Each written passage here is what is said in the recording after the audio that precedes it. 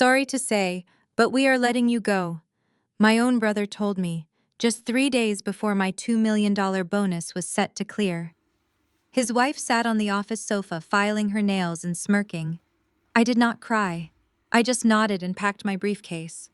They had no idea that 30 minutes later the firm's lead corporate attorney would burst into the boardroom, slam a file on the mahogany desk, and scream at him to tell her he had paid me. Before I explain how my brother accidentally detonated a $500 million legal landmine on his own career, let me know where you are watching from in the comments below.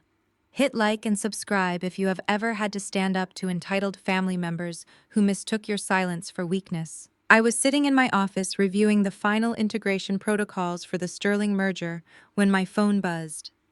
It was the executive assistant requesting my presence in the main suite immediately. I grabbed my tablet and walked down the glass-walled corridor of our family private equity firm. This was the firm my father built from the ground up, fighting tooth and nail against a corporate world that constantly tried to shut him out. For the past 12 years, I had been the one keeping it highly profitable. When I opened the heavy oak doors, the atmosphere was suffocating. Dion was sitting behind our late father's massive mahogany desk. He had occupied that seat for exactly 4 months since being named Chief Executive Officer, a title our mother, Yvonne, had bullied the board into giving him. But what immediately caught my attention was the woman lounging on the tufted leather sofa in the corner. Chloe, Dion's wife, was tapping away on her phone. She looked up and offered a slow, deliberate smile that did not reach her eyes. Chloe ran a lifestyle tech app that had been bleeding venture capital since its inception. Her presence in a closed-door corporate meeting was completely inappropriate, but boundaries were a foreign concept to a white woman who had married into a wealthy black family and immediately expected us to fund her mediocre business ventures. Dion did not ask me to sit. He simply pushed a thick manila folder across the polished wood surface. I picked it up and opened the cover. The bold letters at the top of the document read, "Separation Agreement and General Release." I stared at the words, letting my mind process the reality of the situation. My own brother was firing me. I looked up at Dion, expecting to see some flicker of familial guilt or hesitation, but his face was set in a mask of practiced corporate detachment. "The board and I have decided to go in a different direction with the acquisitions department," he said, his voice flat. "We are restructuring the leadership team to better align with our new vision for the firm's future." I kept my breathing steady, refusing to give them the reaction they were so desperately waiting for. "Restructuring is an interesting word, Dion," I said, "especially considering I just finalized the acquisition of Sterling Logistics yesterday. A $500 million merger that secures our firm's portfolio for the next decade." I had spent the last 8 months living out of airport lounges, running complex financial models and negotiating until my throat was raw to secure that deal. Dion adjusted his expensive tie, avoiding my direct gaze. "Yes, and we appreciate your contributions to that project. But the integration phase requires a different skill set. Your termination is effective immediately. Human Resources has already processed your final paycheck." I felt a cold knot forming in my chest, but it was not from the loss of the job itself. It was the timing. The timing was too precise to be a coincidence. My contract explicitly stated that my performance bonus, a sum of $2 million tied directly to the successful closing of the Sterling merger, was due to be paid out this coming Friday. Today was Tuesday. By firing me now, Dion was attempting to void the bonus clause completely. "You are doing this to stop the payout," I stated plainly. Dion sighed, leaning back in our father's chair with a look of feigned exhaustion. "Aisha, you need to look at the bigger picture. The firm has other urgent financial obligations right now. We have to allocate capital where it is most needed to ensure the family's overall prosperity." From the sofa, Chloe let out a delicate, airy laugh. "What Dion means is that we are redirecting those funds into my tech startup," she chimed in, crossing her legs and examining her immaculate manicure. "The app is right on the verge of a massive breakthrough. We just need a cash injection for the new marketing push. It is an investment in the family, Aisha. You should be happy to help." I looked at this woman who had burned through $3 million of my mother's personal savings last year, and now she was coming for the money I had bled for. "You are bankrupting a private equity firm to fund a lifestyle app that has not seen a positive return on investment in 3 years, I said, keeping my tone purely analytical. That is not an investment, Chloe. That is a bailout. Dion slammed his hand on the desk, his face flushing with sudden anger. You do not get to speak to my wife that way. I am the chief executive officer of this firm, and I make the financial decisions. Your bonus was discretionary, and I am exercising my discretion to withhold it. The restructuring is moving forward, and your services are no longer required. I looked back down at the separation agreement. It was heavily loaded with non-disclosure clauses and non-compete agreements. They wanted me to walk away quietly, surrender my $2 million, and agree to never work in this sector of the industry again. The sheer audacity of their greed was breathtaking. I did not raise my voice. I did not shed a single tear or beg my brother to reconsider. Emotional reactions were exactly what Dion and Chloe expected.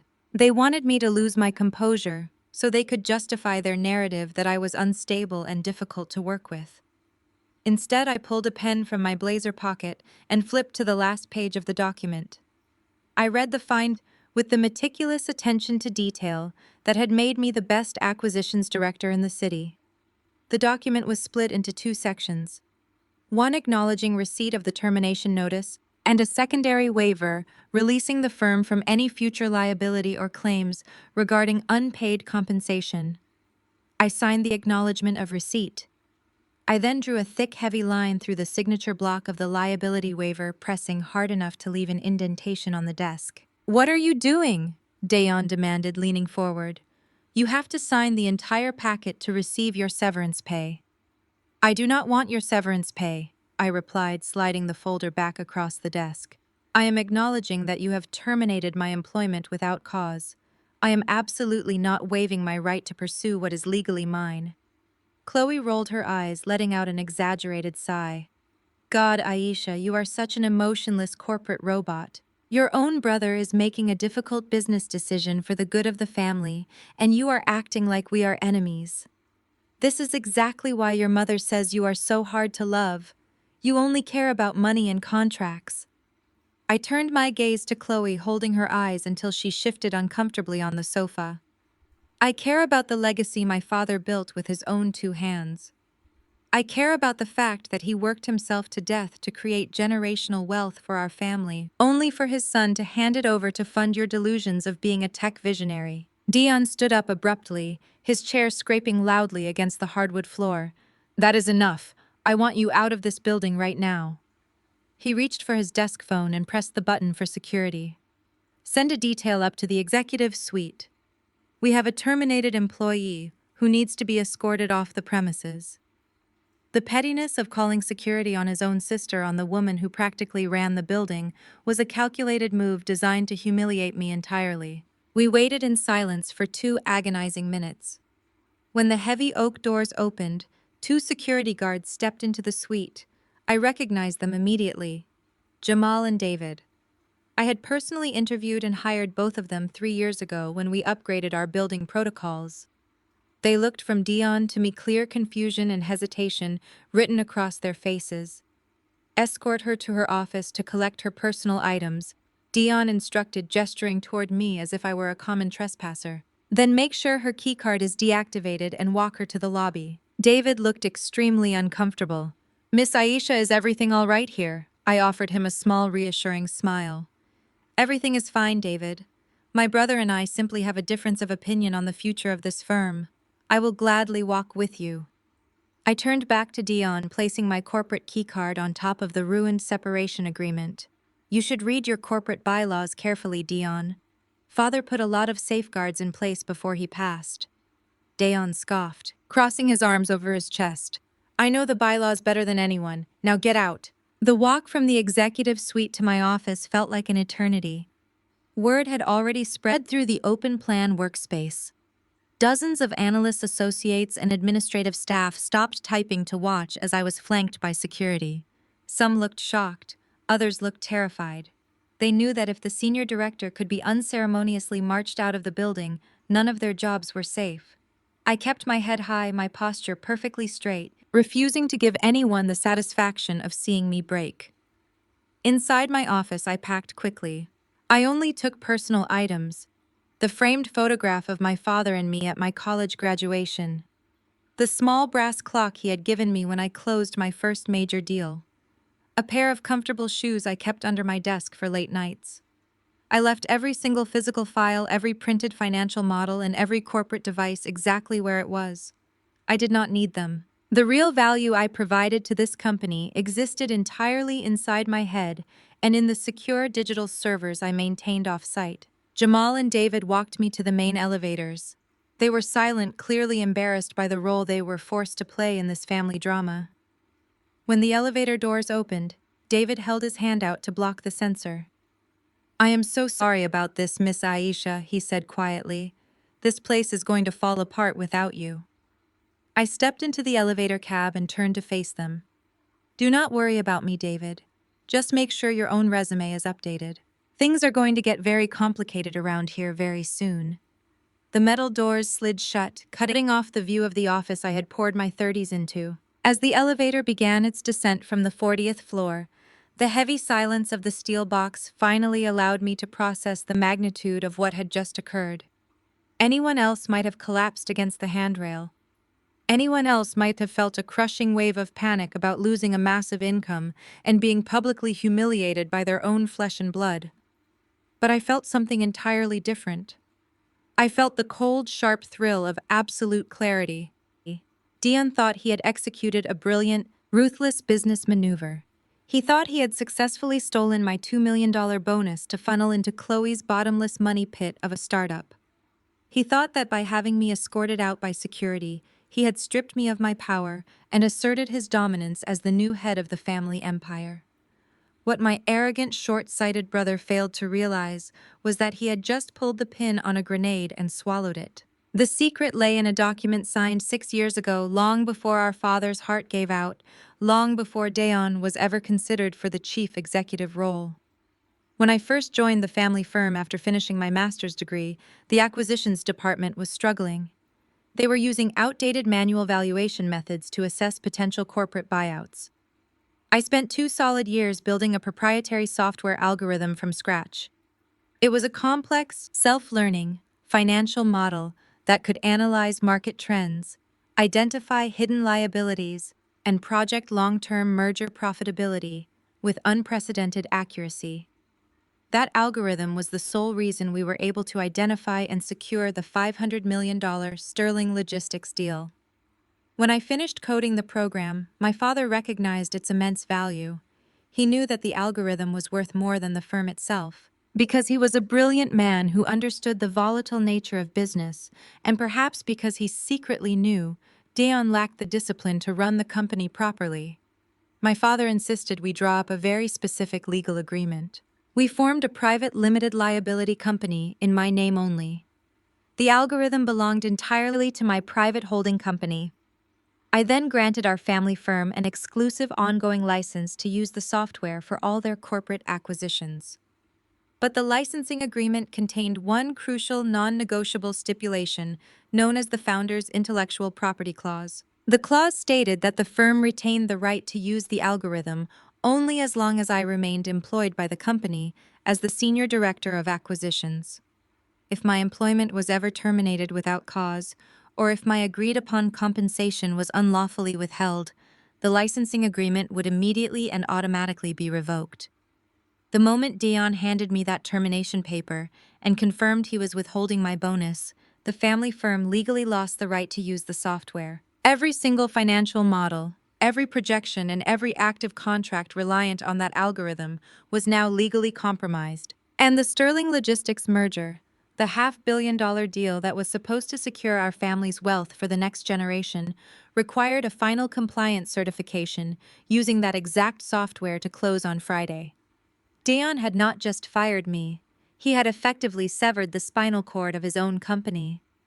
The elevator chimed as it reached the ground floor lobby. The polished marble floors echoed beneath my shoes as I walked past the reception desk and out through the revolving glass doors onto the bustling city street. The midday sun felt warm against my skin. I pulled my phone from my pocket and hailed a premium ride service. As I waited on the curb, I opened my personal email and composed a brief encrypted message to my private wealth manager. The subject line read simply, "Execute Protocol Alpha." I hit send just as my black car pulled up to the curb. I climbed into the quiet air-conditioned back seat and watched the towering glass facade of my family's building shrink in the rearview mirror. My brother had wanted a corporate war.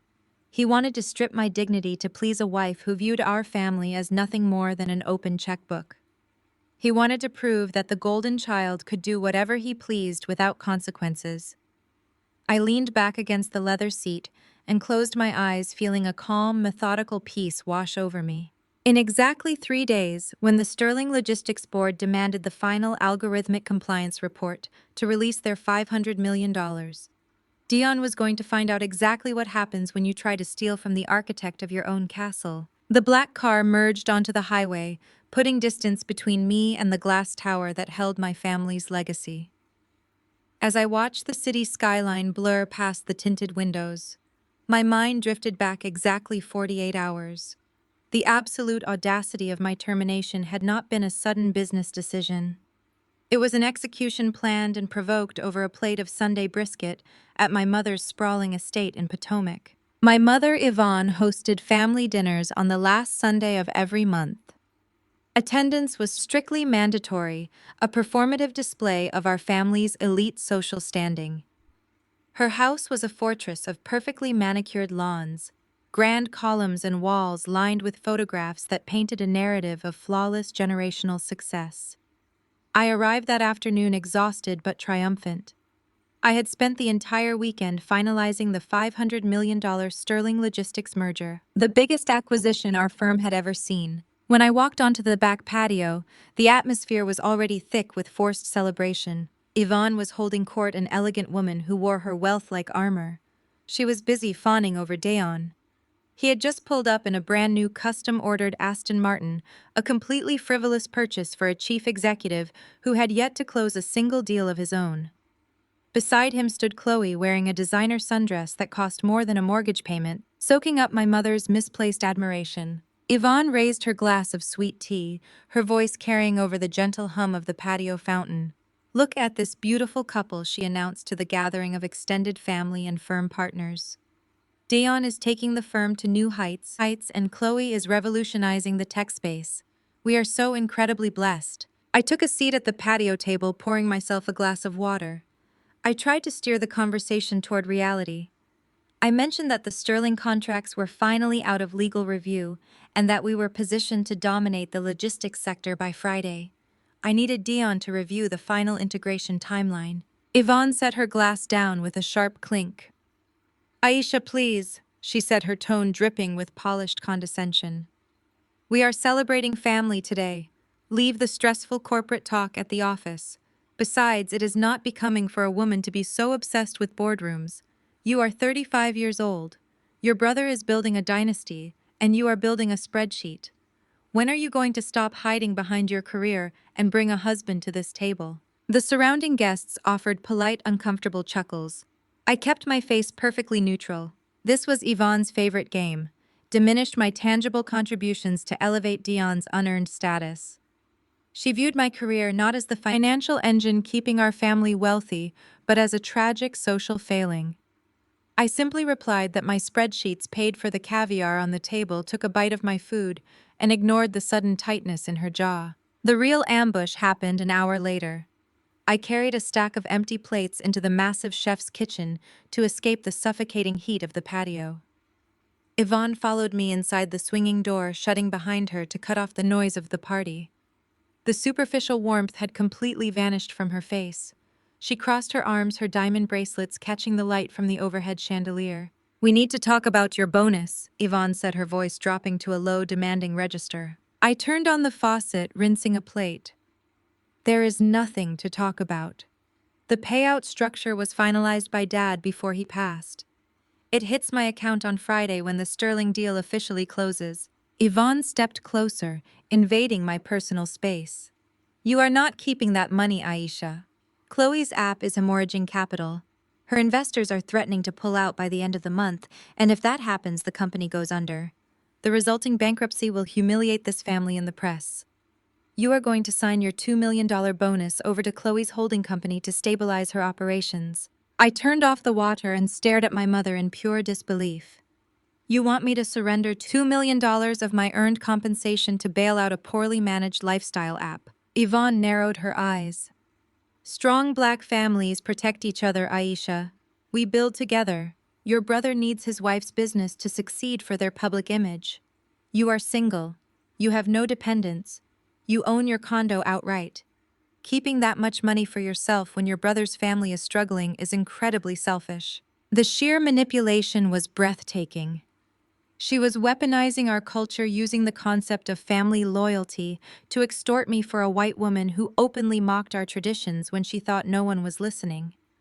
Chloe's business model was a disaster bloated by excessive executive retreats and non-existent market research. I refused to let my hard work subsidize her incompetence. I dried my hands on a towel and looked my mother dead in the eye. My financial independence is not a rainy day fund for Dion's mistakes. If Chloe's company is failing, they need to restructure or file for bankruptcy. I am not signing over a single dime. Yvonne's face contorted with a cold, desperate fury. You will do what is best for this family, she hissed, or you will find out exactly how much power your brother wields. I walked out of the kitchen ready to grab my keys and leave the estate entirely. But as I stepped into the hallway leading to the front door, Dion and Chloe stepped out of the den blocking my path.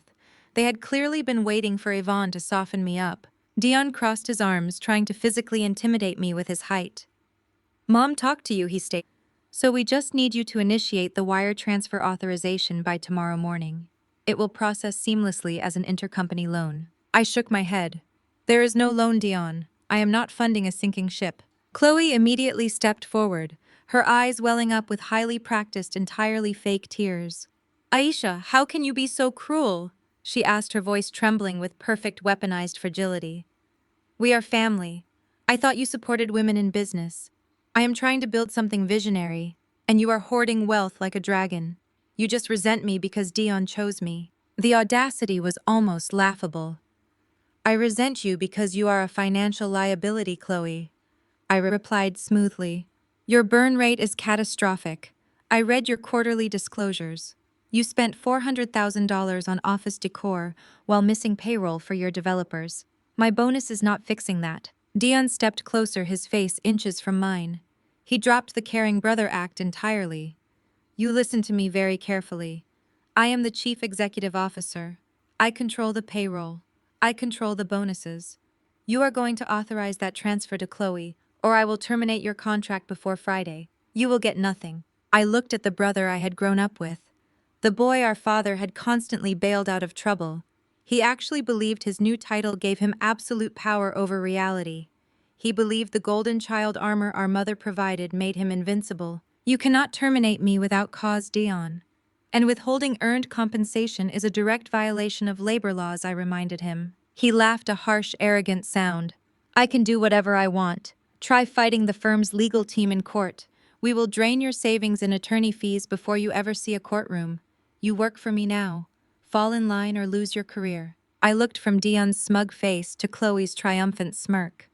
They genuinely thought they had backed me into a corner. They thought a 35-year-old black woman who had outworked every executive in the building would simply fold under a threat. I straightened my blazer, maintaining perfect eye contact with my brother. Do what you feel you must do, Dayon. But understand this. Every action has a consequence. I walked past them out the heavy front doors and left the estate. That refusal was the catalyst. 48 hours later, Dayon made good on his threat, handing me my termination papers and believing he had won. He thought he had buried me. He did not know he had just dug his own professional grave. Wednesday morning brought a bitter chill to the city. I woke up in my condominium and went through my usual routine. I poured a cup of dark roast coffee and opened my laptop at the kitchen island. The reality of being escorted out of my own family firm by security had settled into my bones overnight. But my mind was entirely focused on the legal execution of my next move. I needed to move some capital to cover immediate legal retainer fees. I navigated to my banking portal to transfer funds from my accounts that were tied to the corporate banking structure into my private trust. I typed in my credentials. Access denied. I paused and typed my password again, assuming it was a simple network error. Account suspended. Please contact your plan administrator. A cold realization washed over me. Dion had not just fired me. He had weaponized the firm banking relationships to freeze my personal checking and savings accounts that were linked to our corporate umbrella. He was trying to financially starve me into submission. He wanted me desperate. He wanted me panicked and unable to fight back. My phone began to vibrate on the marble counter. It was a message from a trusted associate at a rival equity firm.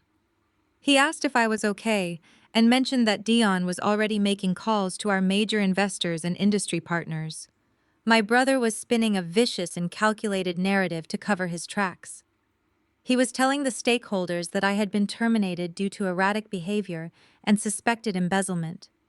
He claimed I was restructuring contracts to benefit myself. I was actively trying to destroy my professional reputation to justify his sudden decision to remove me right before the Sterling merger closed. He knew that in the high-stakes world of private equity, a ruined reputation was a death sentence. But he was fighting a war of public perception, while I was preparing to fight a war of binding contracts. The phone rang again. The caller identification displayed my mother's name. I answered it knowing exactly what was coming. Yvonne did not ask how I was doing. She did not express a single ounce of sympathy for a daughter who had just lost 12 years of her life, building the family wealth. Instead, her voice was sharp and laced with absolute disdain and rigid authority. She told me I had brought this entire situation on myself. She said my stubborn insubordination had forced Dion to take executive action. According to her twisted logic, I had jeopardized the family legacy by refusing to support Chloe. Yvonne demanded that I drive to the estate immediately. She ordered me to apologize to my brother, hand over the routing authorization for my bonus, and beg for my position back. She promised that if I humbled myself and surrendered the $2 million, she would convince Dion to rehire me at a reduced salary. I listened to the woman who gave birth to me, reduce my entire existence to a bargaining chip for her golden child. She was demanding that a highly educated and deeply successful Black woman bow down and sacrifice her hard-earned compensation to subsidize a mediocre white woman who openly disrespected our family behind closed doors. I kept my voice completely level. I told her that the days of funding Dion's mistakes and Chloe's delusions were permanently over. I told her that she had chosen her favorite child and now she was going to watch him sink.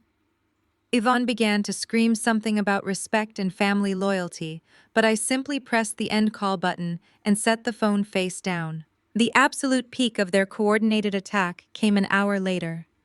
I opened my professional networking feed to check on the industry rumors my associate had mentioned. Right at the top of my feed was a new public post from Chloe. She had uploaded a highly filtered picture of herself smiling in her expensive and empty tech office.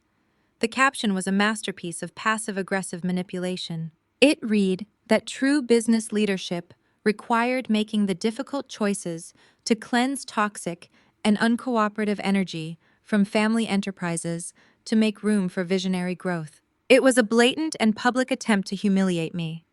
She was broadcasting to our entire professional network that I was the toxic element that needed to be removed. Moments later, a direct message from Chloe appeared in my inbox. She wrote that she knew I was probably struggling with the sudden loss of income and the shame of being escorted out of the building. With heavily weaponized pity, she offered me a degrading minimum wage consulting role at her failing tech startup. She claimed she needed someone to handle basic data entry and thought of me. She said it was the absolute least she could do for family during my time of desperate need. I stared at the message. I did not feel hurt or marginalized. I felt a slow and genuine smile spreading across my face. I took a screenshot of her message and saved it to my encrypted drive alongside all the other evidence I was compiling.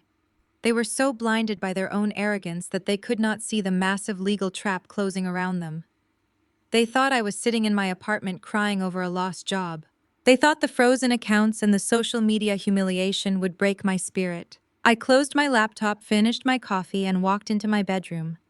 I dressed in my sharpest tailored suit, the one I usually reserved for closing nine-figure deals. I grabbed my leather briefcase and walked out the door. It was time to visit my private wealth manager and officially pull the trigger on the founder clause. They wanted to play games with my livelihood. Now they were going to learn what happens when you try to ruin a woman who holds the blueprints to your entire empire. I drove downtown, bypassing the financial district where my family firm was located, and headed straight to an exclusive wealth management advisory firm. My personal attorney and financial manager were already waiting for me in a secure conference room. I laid out the original employment contract signed by my late father 12 years ago. It was the document that explicitly separated my proprietary intellectual property from the firm's general assets. My attorney reviewed the paperwork and confirmed what I already knew. Because Dion had terminated me without cause and officially withheld my performance bonus, the automatic reversion clause was now fully active. We initiated the protocol to activate my private holding company. With a few keystrokes, the legal ownership of the valuation algorithm was transferred entirely out of the family firm's jurisdiction and locked securely under my private corporate entity. My attorney drafted a legally binding cease and desist letter. It formally revoked the firm's licensing rights to use my software for any current or future business transactions. I instructed him to send it via priority courier directly to Valerie, the firm's lead corporate counsel. I timed the delivery perfectly. I knew Dion had scheduled a massive board meeting for Friday morning to finalize the Sterling Logistics merger. I was going to stand in front of our most aggressive investors and take credit for my work. I wanted the cease and desist letter to land on Valerie's desk at the exact moment Dion felt most invincible. They had tried to erase my legacy and steal my future, but justice was already in motion, and it was going to cost them everything. The morning after security escorted me out of the building, the city was draped in a heavy, freezing rain. I woke up in my condominium and went through my usual routine, pouring a cup of dark roast coffee and opening my laptop at the kitchen island. The adrenaline from being publicly terminated by my own brother had settled into my bones overnight, leaving behind a cold and absolute focus. I needed to move capital into an independent account to cover the massive legal retainers I was about to incur. I navigated to my banking portal to transfer funds from the accounts tied to our corporate umbrella into my private trust. I typed in my credentials and hit enter. The screen flashed red. Access denied. I paused, assuming it was a simple network error, and typed my password again. Account suspended. Please contact your plan administrator. A heavy realization washed over me. Dion had not just fired me. He had weaponized his new authority to freeze my personal checking and savings accounts that were linked to the family firm. He was trying to financially starve me into submission. He wanted me desperate, panicked, and unable to fight back. He thought that by cutting off my cash flow, I would come crawling back to the estate, ready to hand over my $2 million bonus, just to survive. My phone began to vibrate against the marble counter. It was a message from a trusted associate at a rival equity firm. He asked if I was okay and mentioned that Dion was already making calls to our major investors and industry partners. My brother was spinning a vicious, calculated narrative to cover his tracks. He was telling stakeholders that I had been terminated due to erratic behavior and suspected embezzlement. He claimed I was restructuring contracts to benefit myself and jeopardizing the Sterling Logistics merger.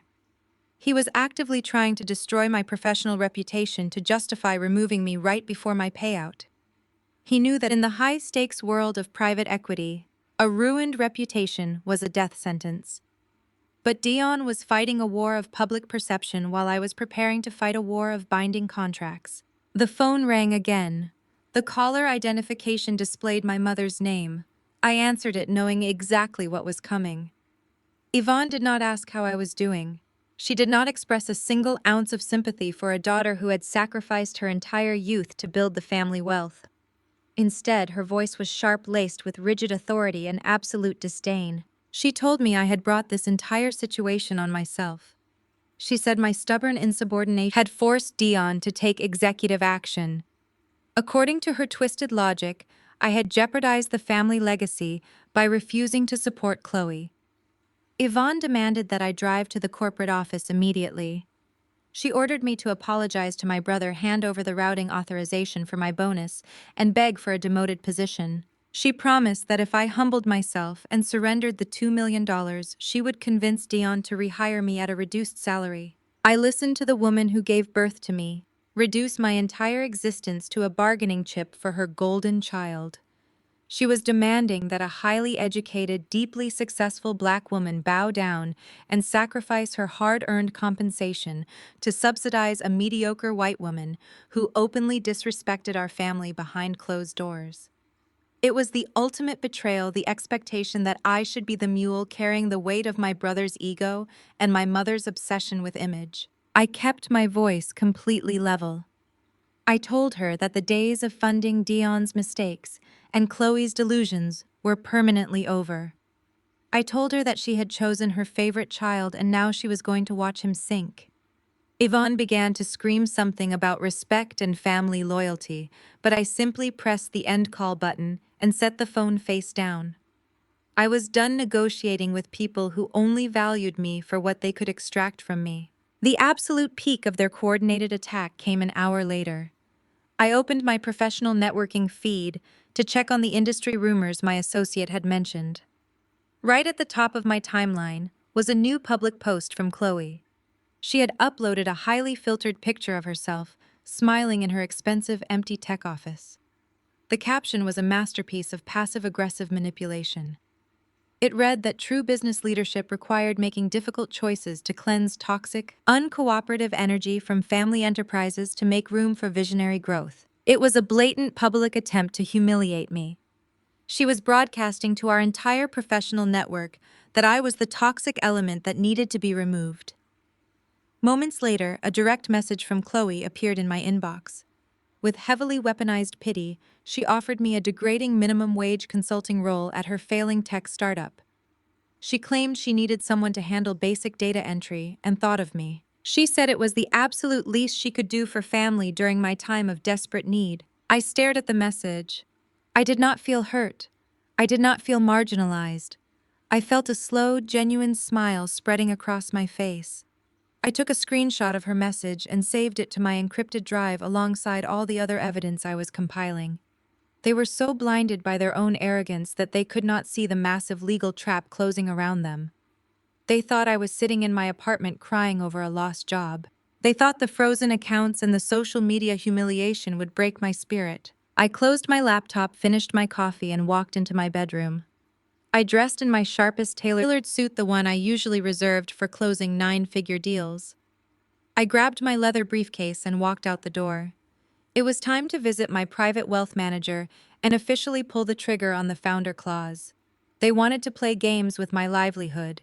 Now they were going to learn what happens when you try to ruin a woman who holds the blueprints to your entire empire. I drove downtown, bypassing the financial district where my family firm was located, and headed straight to an exclusive wealth management advisory firm. My personal attorney and financial manager were already waiting for me in a secure conference room. I laid out the original employment contract signed by my late father 12 years ago. It was the document that explicitly separated my proprietary intellectual property from the firm's general assets. My father had known Dayon was reckless. I had known that one day my brother's greed would threaten the company. That was why my father insisted I retain complete ownership of the valuation algorithm I built. My attorney reviewed the paperwork and confirmed what I already knew. Because Dayon had terminated me without cause and officially withheld my performance bonus, the automatic reversion clause was now fully active. We initiated the protocol to activate my private holding company. With a few keystrokes, the legal ownership of the valuation algorithm was transferred entirely out of the family firm's jurisdiction and locked securely under my private corporate entity. My attorney drafted a legally binding cease and desist letter. It formally revoked the firm's licensing rights to use my software for any current or future business transactions. I instructed him to send it via priority courier directly to Valerie, the firm's lead corporate counsel. I timed the delivery perfectly. I knew Dion had scheduled a massive board meeting for Friday morning to finalize the Sterling Logistics merger. I was going to stand in front of our most aggressive investors and take credit for my work.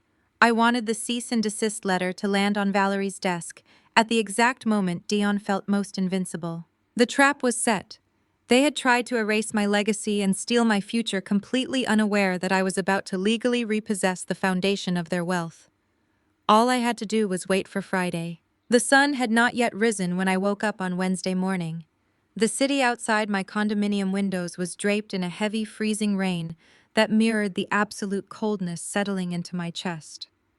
24 hours ago, I had been the senior director of acquisitions, the architect of a $500 million merger, and the financial spine of my family. Now I was a terminated employee, sitting in the quiet of my own kitchen, listening to the rhythmic drumming of the rain against the glass. I poured myself a cup of dark roast coffee, the familiar bitterness grounding me. The adrenaline from being unceremoniously escorted out of my own building by security had completely faded overnight. In its place was a sharp, methodical focus. Dion thought he had won by taking my job and attempting to steal my $2 million bonus. He thought he had severed my lifeline, but I knew the real war was only just beginning. I carried my coffee to the marble kitchen island and opened my laptop. My first priority was securing my capital. In preparation for the legal battle ahead, I needed to transfer a substantial sum into an independent account to cover the aggressive retainer fees my private attorneys would undoubtedly require. Like many executives at our firm, my personal wealth management accounts were deeply intertwined with the company's institutional banking tier to leverage favorable interest rates. It had been a convenient arrangement when my father was alive and running things with integrity. Now it was a vulnerability. I navigated to the secure banking portal, my fingers flying across the keyboard with practiced muscle memory. I entered my credentials and hit enter. The screen buffered for a fraction of a second before flashing a harsh red banner. Access denied. I paused, assuming it was a routine network timeout or a server maintenance issue. I refreshed the page and typed my password again, slower this time. The same red banner appeared, accompanied by a new chilling message.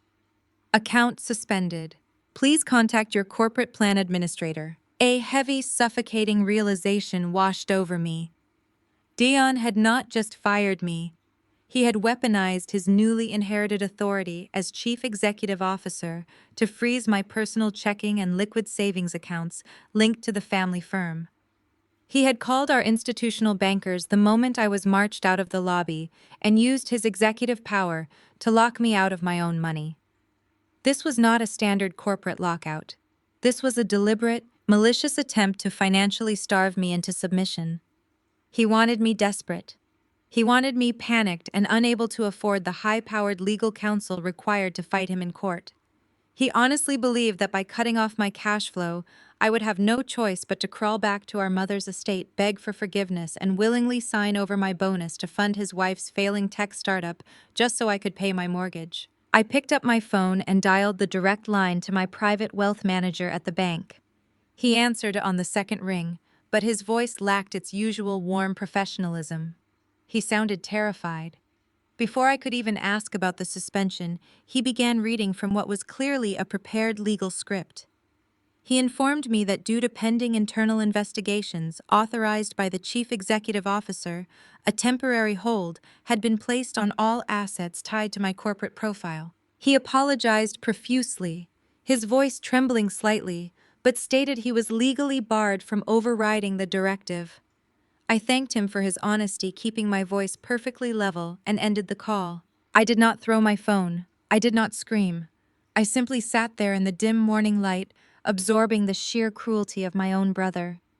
He was willing to ruin my life to protect Chloe's fragile ego and her bottomless money pit of a business. Just as I set my coffee mug down, my phone began to vibrate across the counter. The caller identification displayed the name Terrence, a managing director at a rival private equity firm and a trusted industry ally. Terrence and I had navigated the treacherous waters of corporate finance together for years, bonding over the shared experience of being Black executives in spaces that constantly demanded we prove our worth. I answered the call, and Terrence did not bother with pleasantries. He asked me what on earth was happening over at my firm.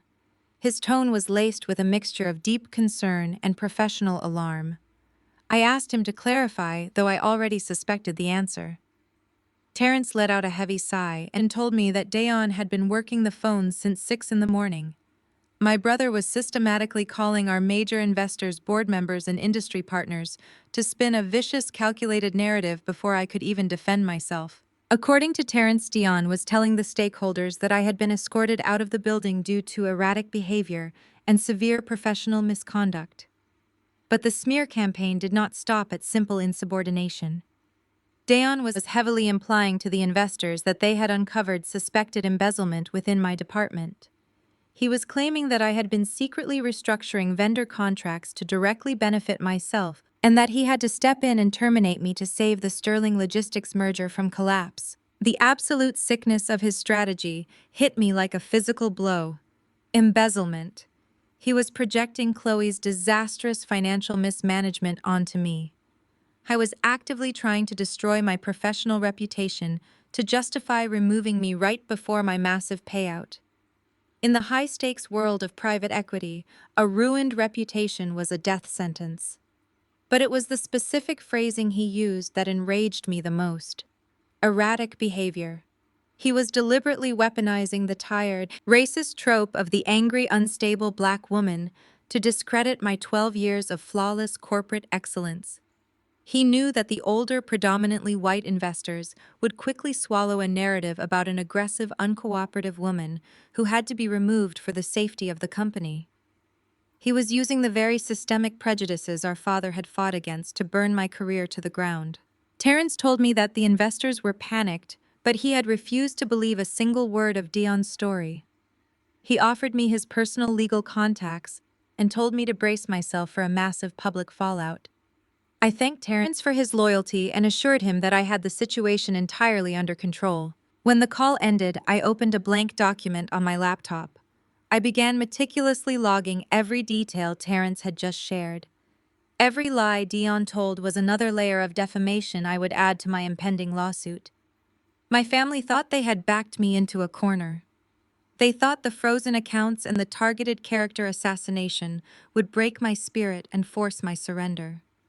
They were fighting a desperate war of public perception, completely blind to the fact that I was preparing to fight a war of binding contracts.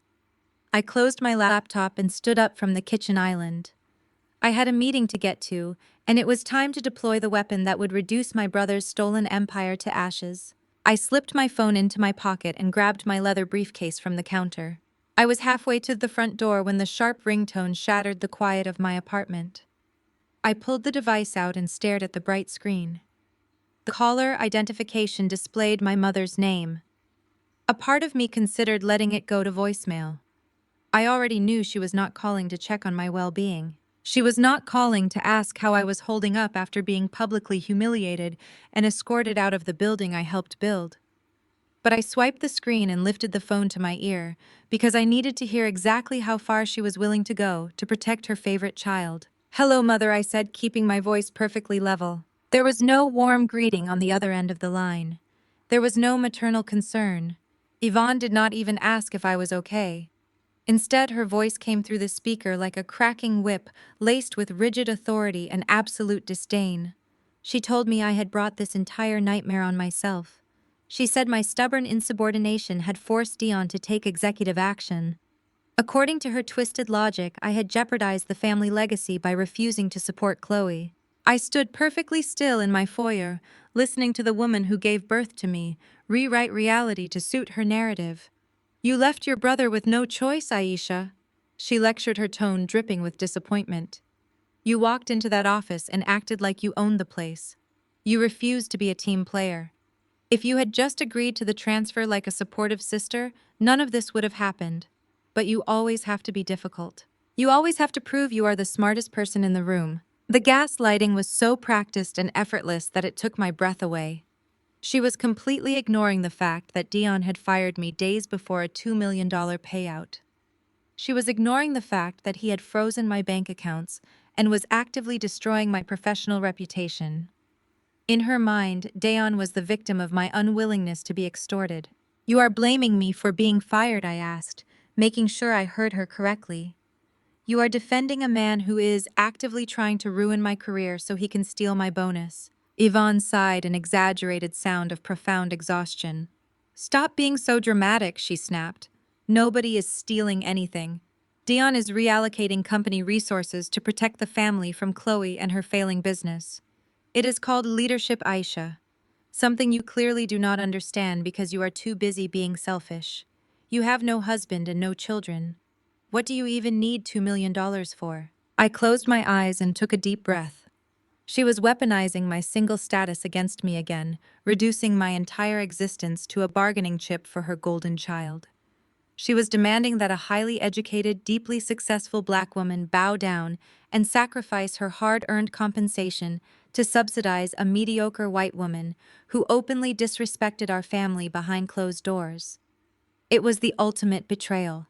It was the expectation that I should be the mule carrying the weight of my brother's fragile ego and my mother's obsession with societal image. Then came the ultimatum. Yvonne dropped her voice into a low, demanding register. She told me to get in my car and drive to the estate immediately.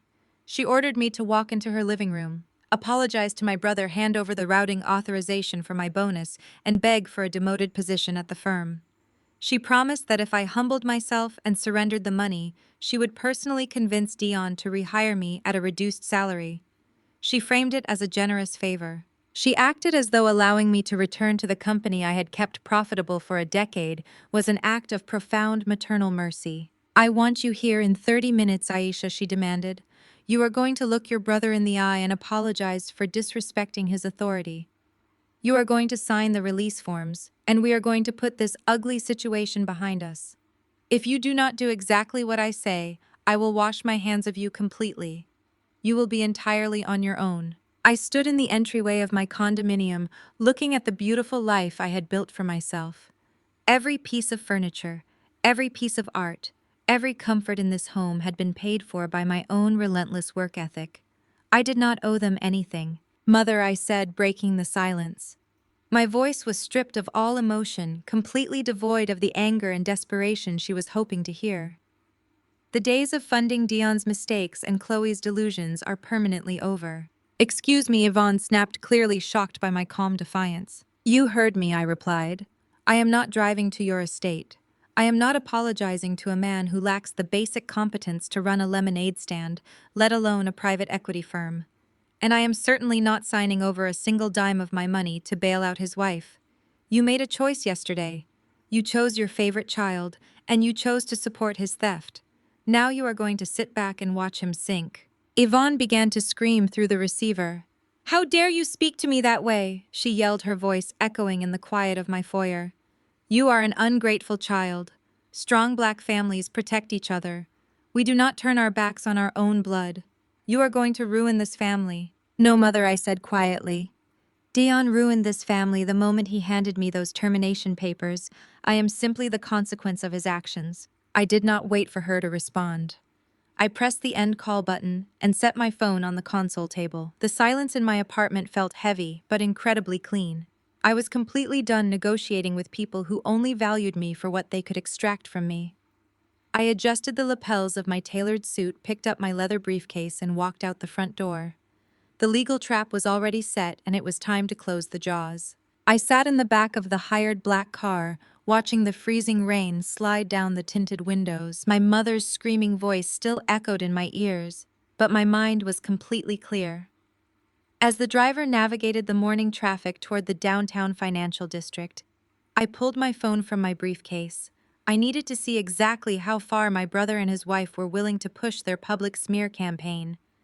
Terrence had warned me that the industry rumor mill was already churning. I opened my professional networking application, expecting to see subtle whispers or vague corporate statements about leadership transitions. Instead, I found a public execution. Right at the top of my timeline was a brand new post from Chloe. She had uploaded a highly filtered photograph of herself sitting in the center of her massive open-concept tech office. The office was decorated with imported Italian furniture and expensive modern art, all paid for by the capital she had drained from our family firm. But the office was completely empty of actual employees because she had missed payroll 2 weeks in a row. She sat there in a designer pantsuit, looking thoughtfully out the window like some kind of misunderstood tech visionary. The caption underneath the photo was a masterpiece of passive-aggressive manipulation and weaponized white tears. She wrote a long, rambling paragraph about the burdens of leadership. She claimed that building a legacy required making painful sacrifices to protect the greater good. Then came the final sentence deliberately crafted to humiliate me in front of our entire professional network. She wrote that true business growth requires cleansing toxic, uncooperative energy from family enterprises to make room for pure innovation. I read the words twice, letting the sheer audacity of her statement wash over me. She was broadcasting to thousands of industry professionals that I was the toxic element holding the family back. She was painting herself and Dion as the brave innovators who had to make the difficult choice to remove a hostile, uncooperative black woman from the boardroom. It was a vicious and highly calculated move to destroy my credibility so that no other firm in the city would hire me. Before I could even process the public post, a new notification dropped down from the top of my screen. It was a direct private message from Chloe herself. I opened the inbox and stared at the block of text. The message was dripping with fake sympathy and a disgusting amount of condescension. She wrote that she knew I must be devastated today. She said she could only imagine the deep shame and embarrassment I was feeling after being escorted out of the building by security guards in front of all my former staff. She told me that despite my aggressive behavior yesterday, she and Dion still believed in second chances. She said that family should always provide a safety net during desperate times. Then came the offer.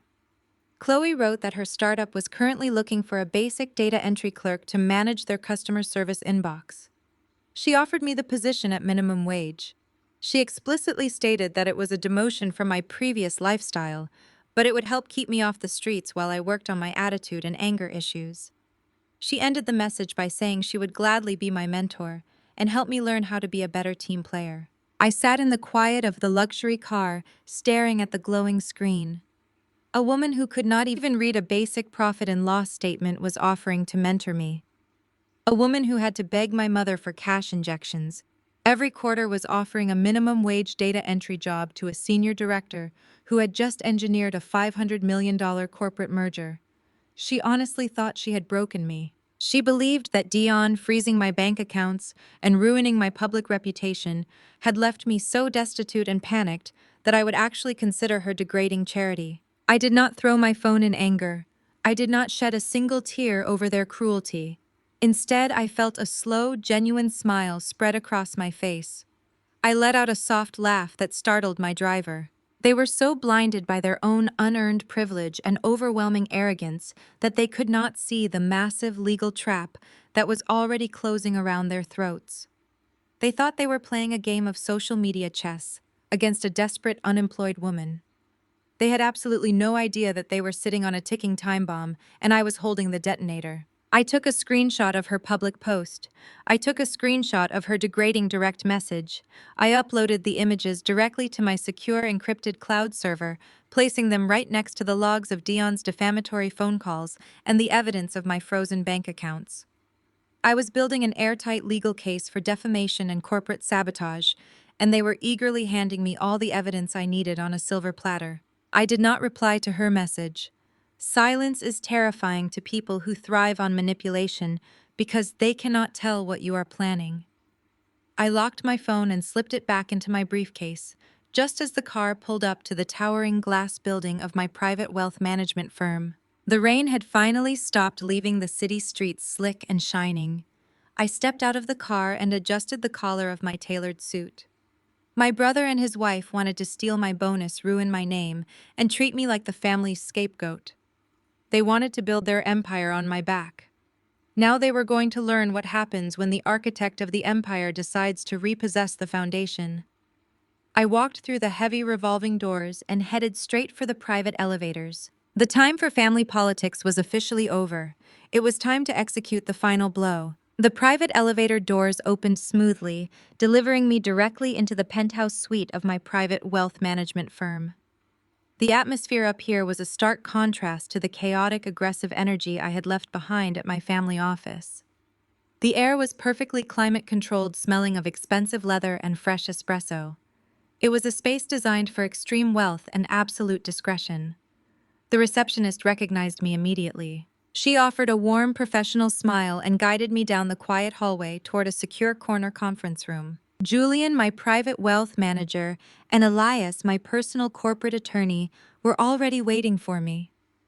They were two of the sharpest financial and legal minds in the city. They were both brilliant African American men who had navigated the highest tiers of corporate America, and they worked exclusively for me on retainer. I had kept my professional relationship with them entirely hidden from my family for nearly a decade. Dion and my mother believed I banked where they banked and used the lawyers they used.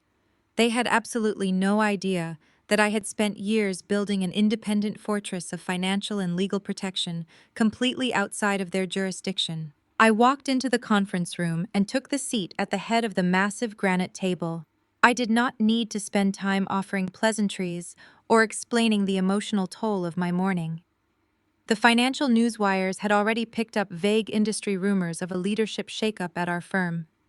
Julian and Elias looked at me with quiet, focused intensity. They knew I did not schedule emergency in-person meetings unless a major shift was occurring. I set my leather briefcase on the table, popped the brass latches, and pulled out a single thick manila folder.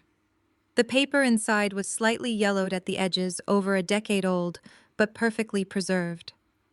I slid the document across the smooth stone surface toward Elias. "This is my original employment contract," I said, keeping my voice perfectly level. "I signed it 12 years ago directly with my father, long before Dion was ever considered for a leadership role." Elias opened the folder and adjusted his glasses, his eyes scanning the first few pages with practiced speed. Julian leaned in closely, observing the vintage corporate letterhead. I took a slow sip of the water waiting in front of me and explained the history behind the ink. When I first came to work for the family firm, right out of my master's program, our acquisitions department was bleeding money. My father was a brilliant man who had broken through massive racial and economic barriers to build his empire, but he was old school. He was relying on outdated manual valuation methods to assess potential corporate buyouts, while our competitors were using advanced analytics. I spent 2 solid years locking myself in a windowless office building, a proprietary software algorithm from scratch. It was a self-learning financial model that could analyze market trends, identify hidden liabilities, and project long-term merger profitability with a level of accuracy that felt almost like predicting the future. That algorithm became the sole reason our firm survived the last economic downturn. It was the very same software that made the current $500 million logistics merger possible. When I finished coding the program, my father called me into his office. He recognized its immense value immediately. He knew the algorithm was worth more than the physical building we were standing in. But my father also knew something else. He knew the fatal flaw in his own namesake. My father loved Dion fiercely, with that blind, traditional loyalty so many families reserve for their firstborn sons.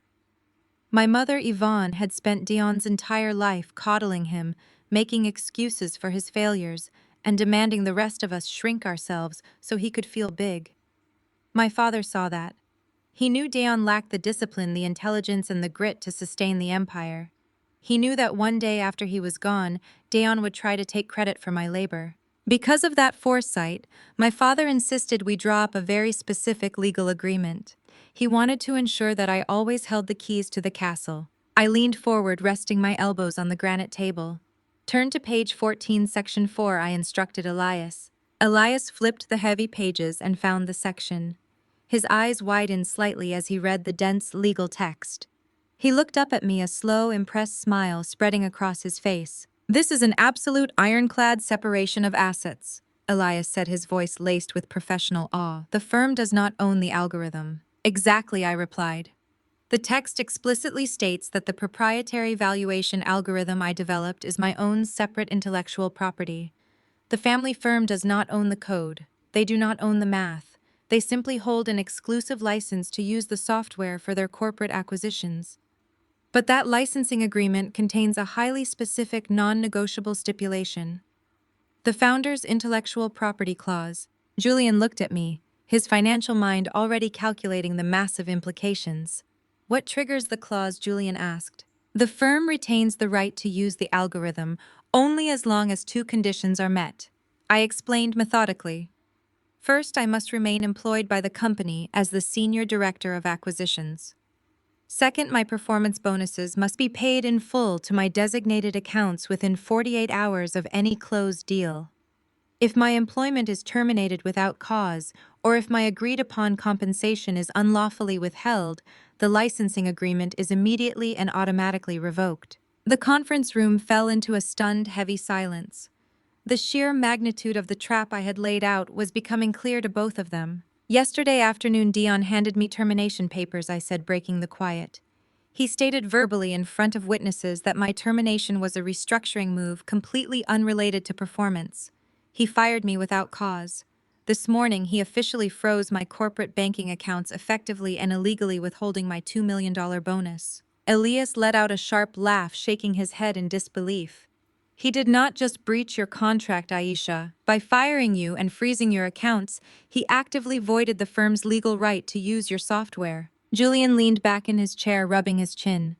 And the logistics merger closes on Friday. They have to present the final algorithmic compliance report to the investors tomorrow to release the $500 million. If they generate that report using your software, they are committing federal corporate fraud. They are already using it, I confirmed, my voice hardening. Dayon thinks he fired a subordinate to steal a bonus check for his wife. He has absolutely no idea that he just legally severed the spinal cord of his own company. He stripped the firm of its most valuable asset, and he is about to walk into a boardroom full of ruthless, aggressive investors carrying stolen property. I looked at Elias. The warmth was entirely gone from my eyes, replaced by a cold, absolute demand for justice. I need you to initiate the protocol, I said. We are activating my private holding company right now. I want the legal ownership of the valuation algorithm transferred entirely out of the family firm's jurisdiction and locked securely under my name. Elias nodded, pulling his laptop from his bag. Consider it done. We have the original signatures and the proof of termination. The asset transfer will be completely seamless and legally bulletproof. They will not even know it is gone until they try to run the final numbers. I looked out the high windows at the city below, feeling the true weight of my power for the very first time. My brother had wanted a war. He wanted to humiliate me and steal my future to appease a wife who viewed our family as nothing more than a bank. Now they were going to learn a brutal lesson about respect. I was not just taking my algorithm back. I was pulling the foundation out from under their feet while they were still dancing on the roof. Elias did not waste a single second. His fingers moved rapidly across the keyboard of his laptop, pulling up the secure legal portal for the state corporate registry. The process of triggering the reversion clause was not just a matter of sending a sternly worded email. It required a highly coordinated legal maneuver to ensure Dion could not reverse the action or tie it up in emergency injunctions. Elias uploaded the termination notice that Dion had so arrogantly forced upon me. He attached the bank statements proving that my corporate accounts had been maliciously frozen. Those two documents were the undeniable proof of a material breach of contract. Within minutes, Elias formally submitted the filings. He officially activated my private corporate entity, Genesis Alpha Holdings. For 12 long years, Genesis Alpha had existed purely on paper as a dormant shield.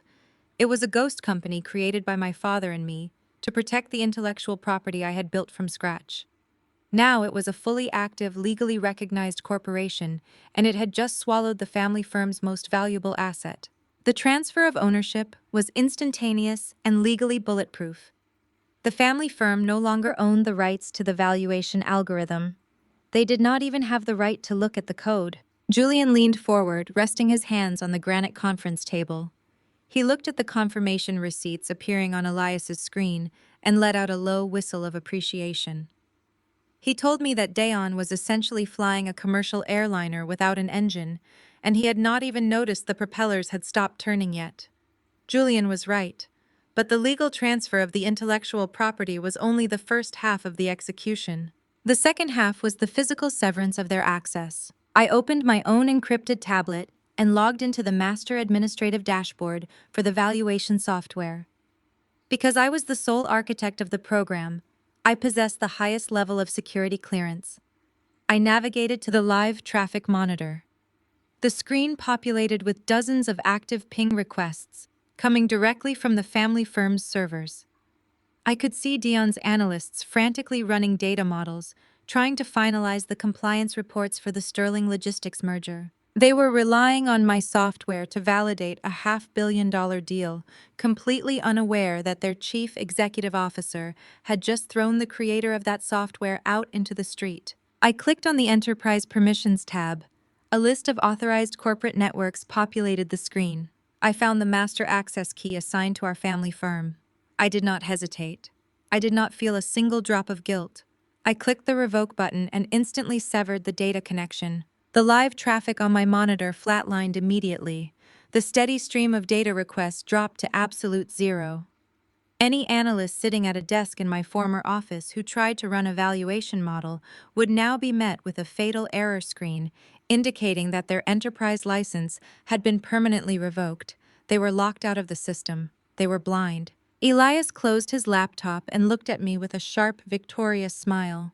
"It is done," he said quietly.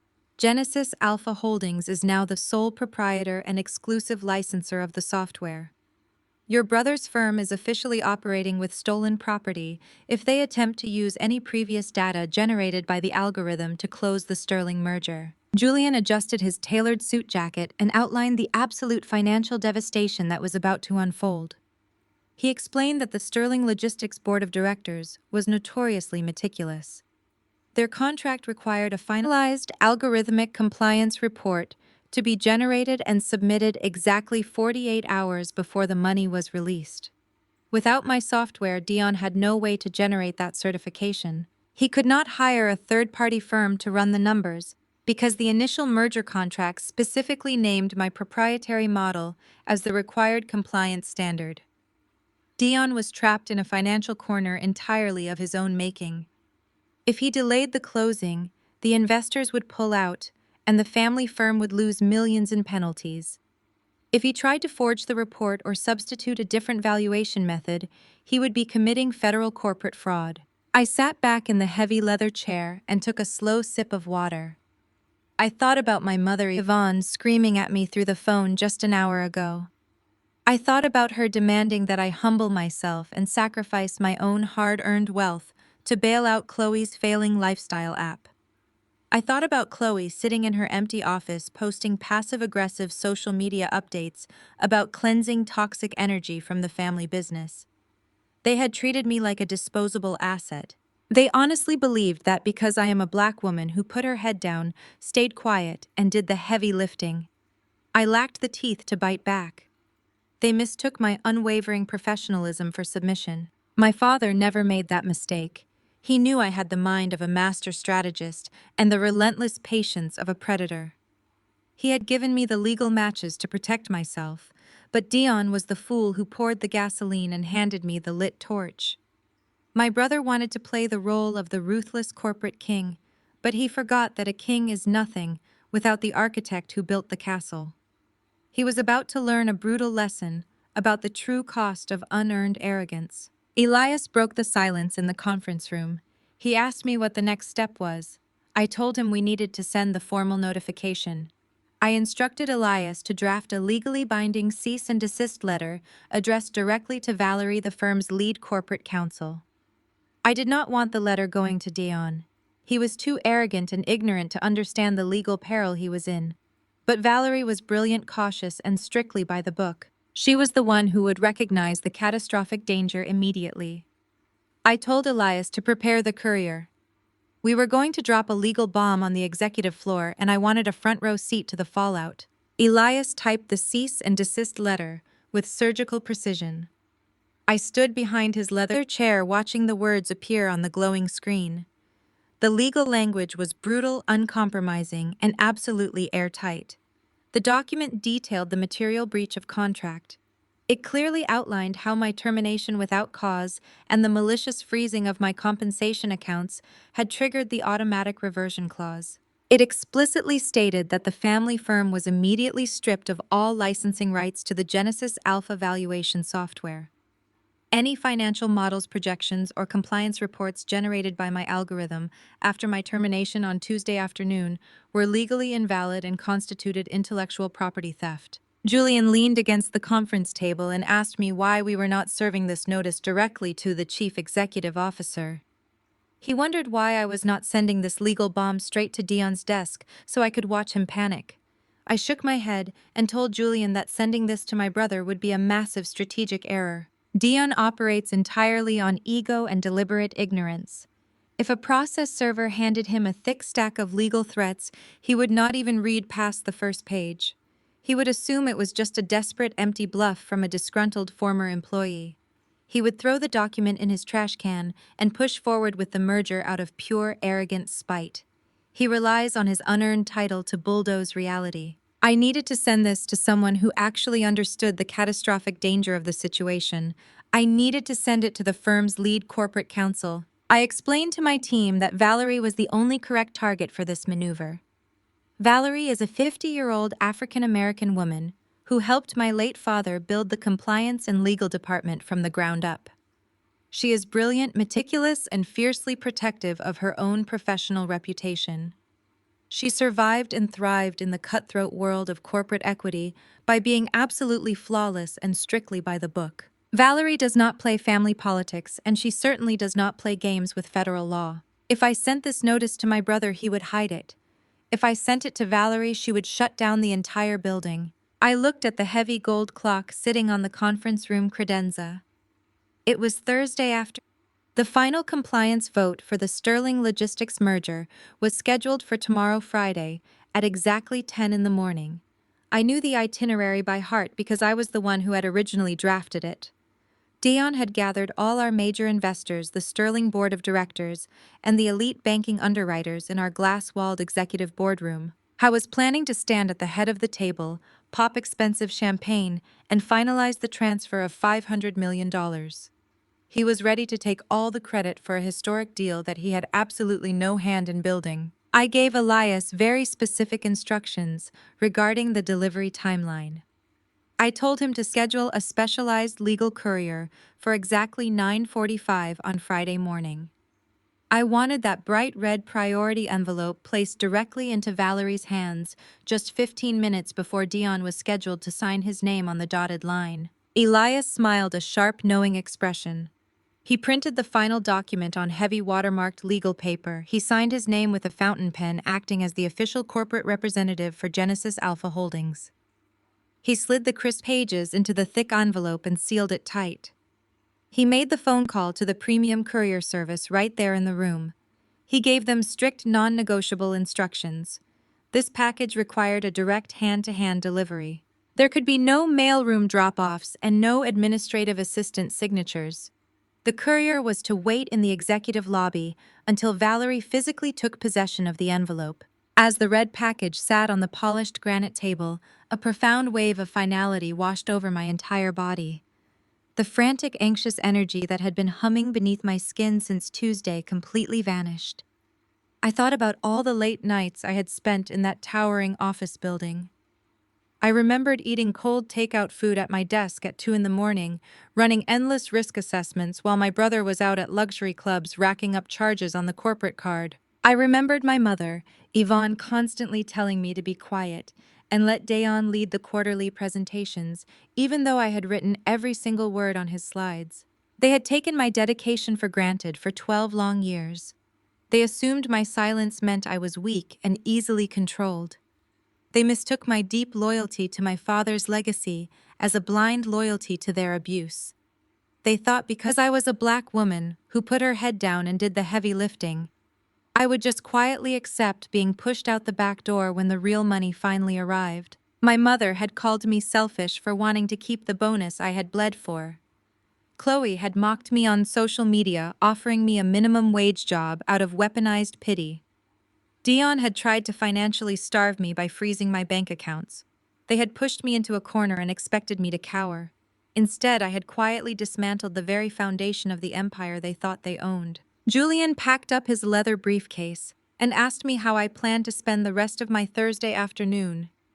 I looked at the rain clearing up beyond the penthouse windows and took a deep breath. I told him I was going to go back to my condominium, turn off my mobile phone order, an excessively expensive dinner, and sleep for 12 uninterrupted hours. For the very first time in over a decade, I was not responsible for saving my family from their own rampant incompetence. I walked out of the wealth management firm and stepped back onto the busy city streets.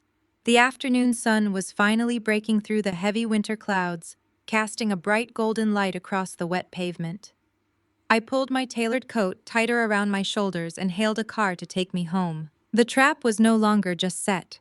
The trigger had been pulled and the timer was ticking down.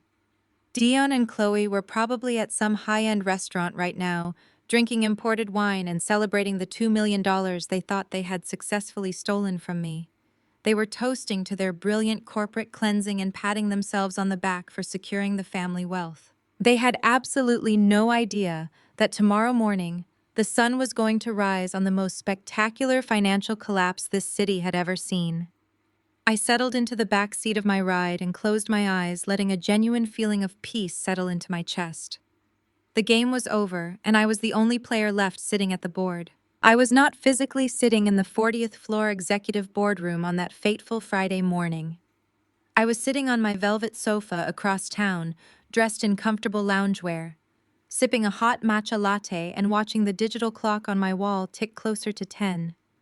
But because I had personally designed the secure digital infrastructure of our corporate headquarters years ago, I still retained unrestricted administrative access to the live closed-circuit audio and transcription feeds. I did not just imagine my brother's downfall. I listened to the entire spectacular collapse in real time with perfect high-definition clarity. The audio feed crackled to life just before 9:30. Through the hidden microphones, I could hear the distinct bustling sounds of high-stakes corporate finance.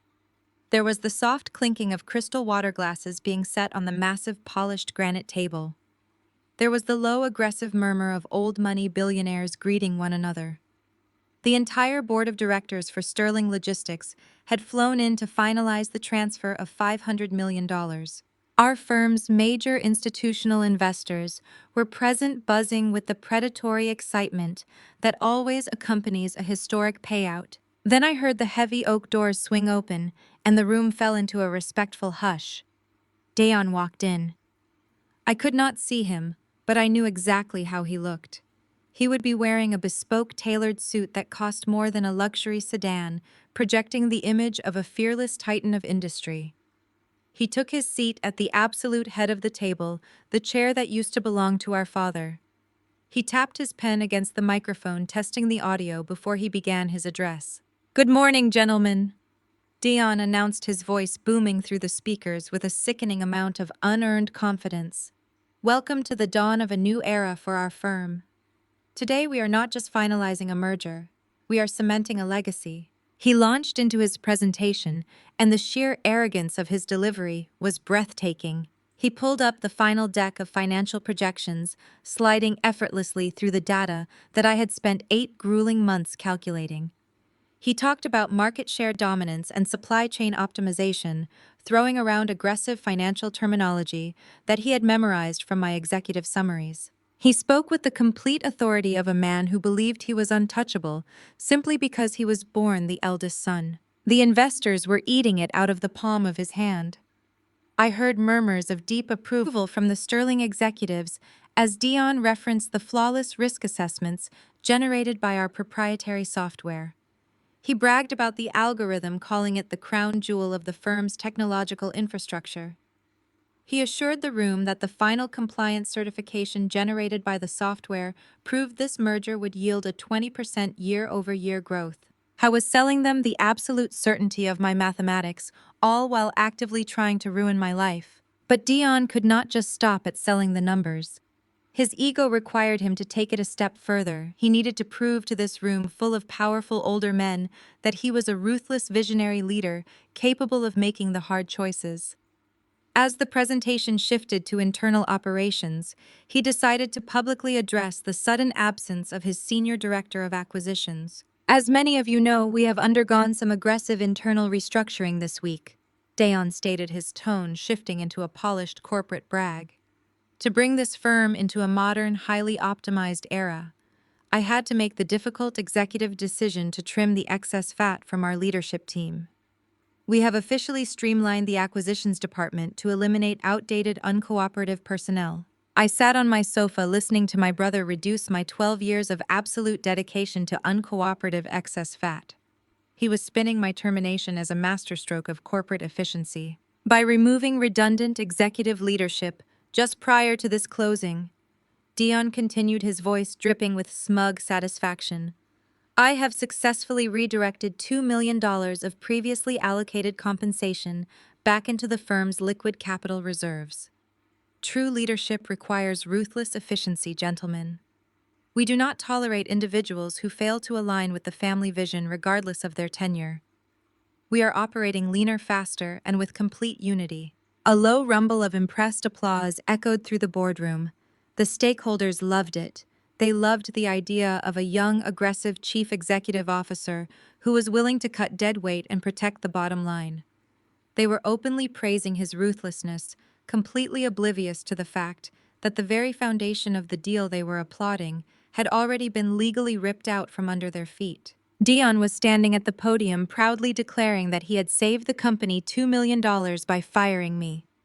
He honestly believed he had pulled off the greatest financial heist of his career to fund Chloe's bankrupt tech app. I looked at the clock on my wall. It was exactly 9:45. Down in the executive lobby of the firm, my specialized legal courier was stepping off the elevator. He was carrying a crisp red priority envelope containing the cease and desist notice. While Dion was busy inflating his chest in the boardroom, claiming absolute victory, the legal bomb was quietly walking through the front doors. Dion moved to wrap up his presentation. The timeline was proceeding exactly as I had calculated. He thanked the Sterling Board of Directors for their partnership and directed everyone's attention to the thick leather-bound signature binders sitting in front of them. We are ready to finalize the transfer of the $500 million, Dion announced confidently. We just need to attach the final algorithmic compliance certification to the closing documents. He paused, and I could hear the slight confusion in his voice as he looked around the room. Where is Valerie? Our lead corporate counsel should be here with the final compliance printouts. I took a slow, calm sip of my matcha latte. Valerie was not in the boardroom. She was currently standing at her desk in the legal department signing for a highly classified courier package. She was breaking the wax seal on the envelope that formally revoked the firm's right to use the Genesis Alpha software. The trap had been flawlessly sprung. My brother had built his entire moment of triumph on a floor made of thin glass, and I had just swung the hammer. I sat in the quiet of my living room, staring at the glowing green numbers on my digital clock. It was exactly 9:46 in the morning. On the coffee table in front of me, my encrypted tablet chimed with a crisp, bright notification from the premium courier service. Status delivered. Recipient signature obtained. Saini Valerie Holmes. A profound sense of anticipation settled deep into my bones. While Dayon was upstairs on the 40th floor, trying to buy time with the restless billionaires in the boardroom, the real turning point of the morning was happening exactly one floor below him.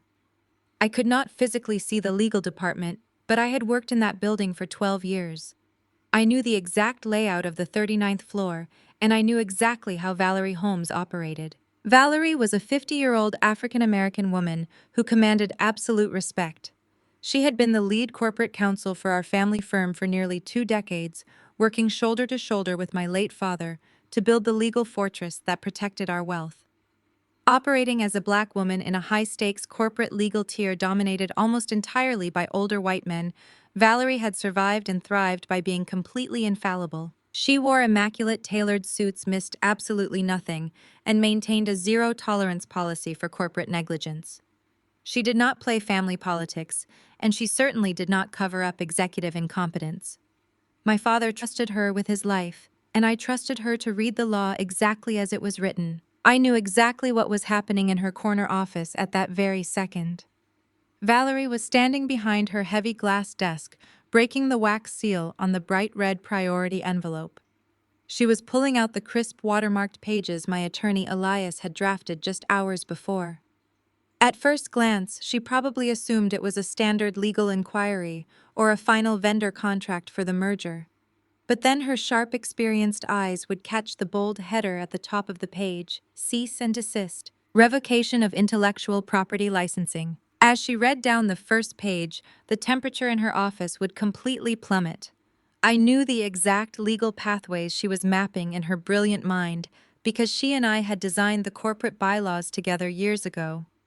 She was reading the undeniable documented proof that Dion had terminated my employment without cause on a Tuesday afternoon. She was reviewing the attached bank statements, proving that the new chief executive officer had maliciously and illegally frozen my compensation accounts. She was seeing the absolute proof of a material breach of contract.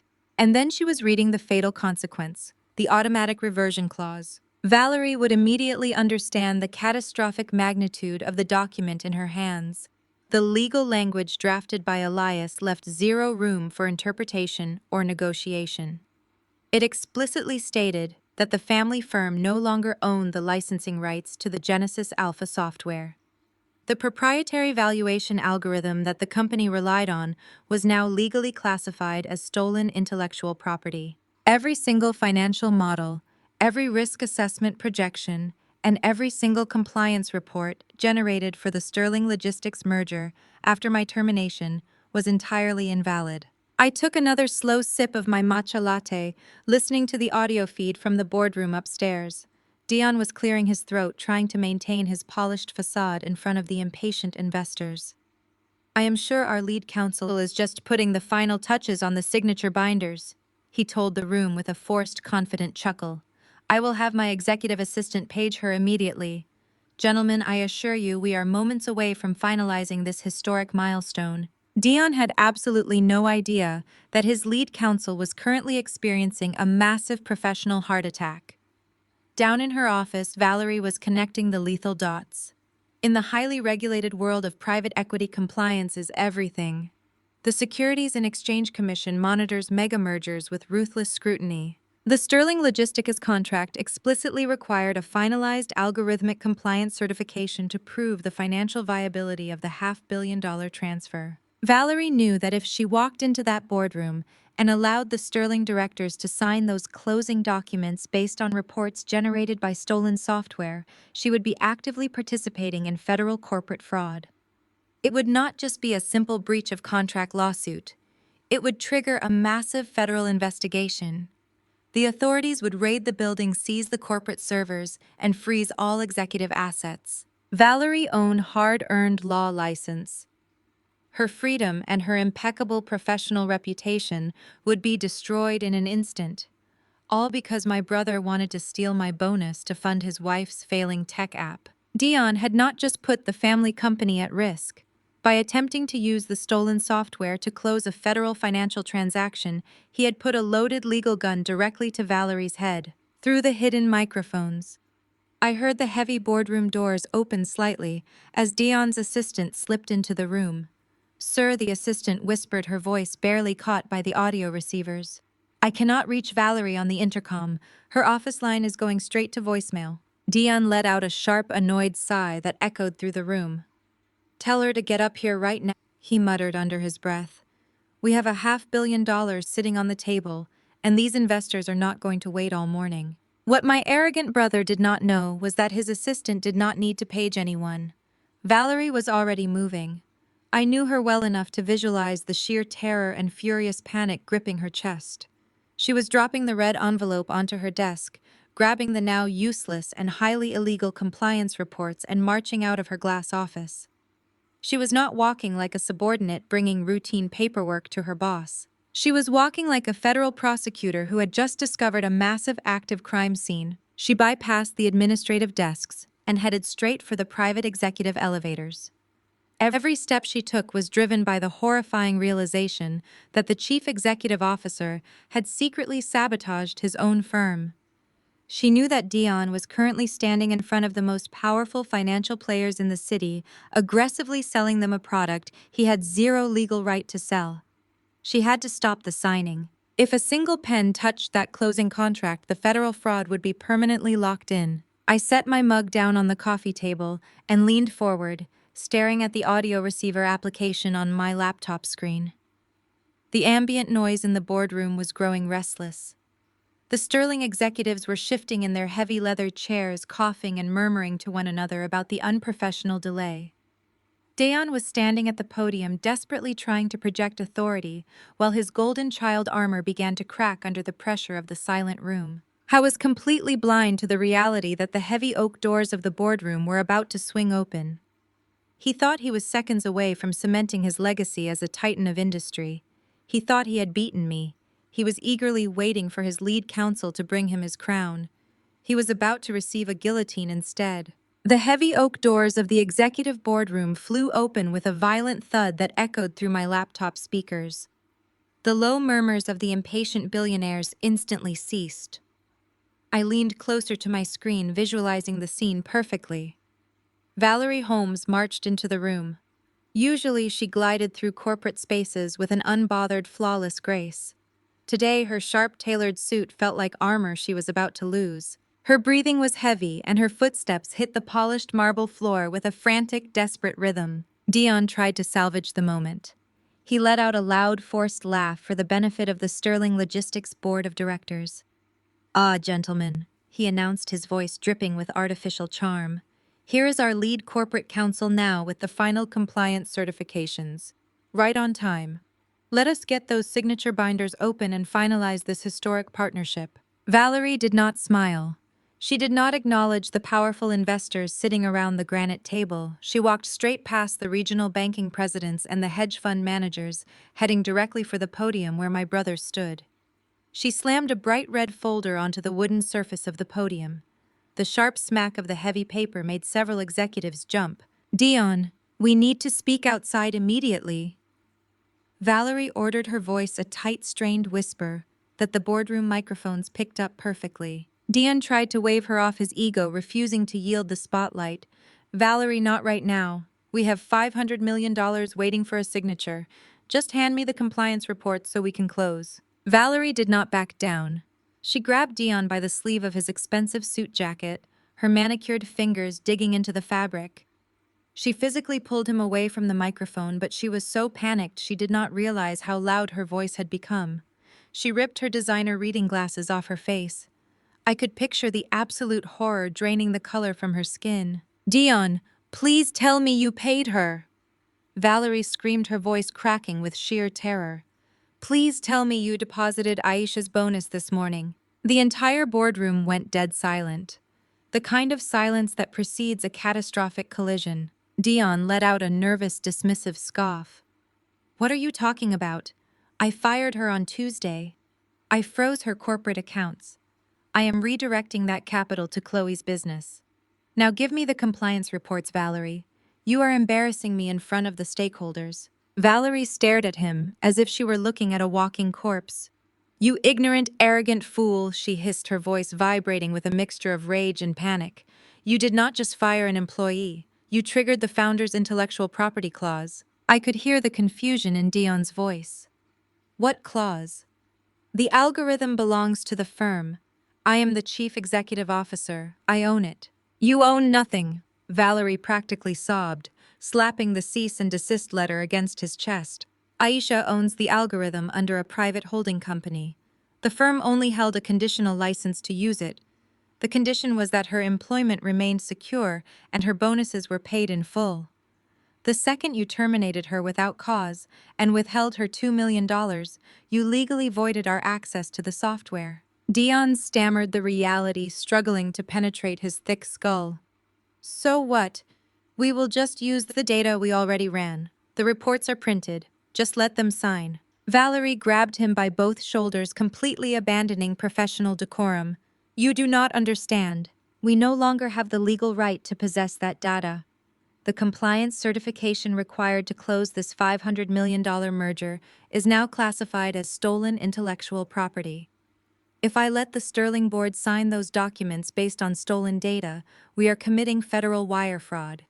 The Securities and Exchange Commission will raid this building by noon.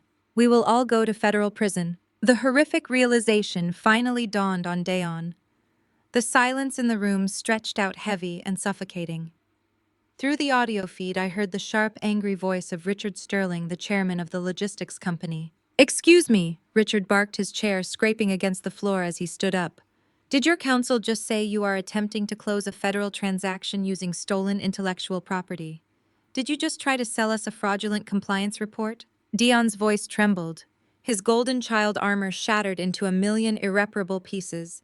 Richard, please, it is just a minor internal dispute. A family misunderstanding. I can fix this. I just need a few hours. There is no fixing this, Valerie interrupted, turning to address the furious investors. Gentlemen, as lead corporate counsel for this firm, I am officially halting this transaction. We do not have the legal authority to provide the algorithmic compliance required by your terms. The merger cannot proceed. Chaos erupted. Billionaires began shouting, slamming their signature binders shut. The banking underwriters demanded their briefcases, yelling about gross negligence and immediate litigation. The room transformed from a celebration of my brother's manufactured genius into a hostile war zone of betrayed stakeholders. In the center of the storm, Dion stood completely paralyzed. He had risked a $500 million legacy just to steal $2 million from his own sister. He had tried to financially starve me to appease a wife who viewed our family as a disposable bank account. Now his entire empire was burning to the ground, and he was the one holding the match. I sat on my sofa, took a deep breath of the quiet morning air, and smiled. The dominoes were falling exactly as planned. The audio feed from the boardroom descended into absolute pandemonium. The sound of heavy leather chairs scraping violently against the polished marble floor echoed through my laptop speakers. For a few seconds, there was nothing but the chaotic, overlapping voices of extremely wealthy men realizing their capital was in immediate danger.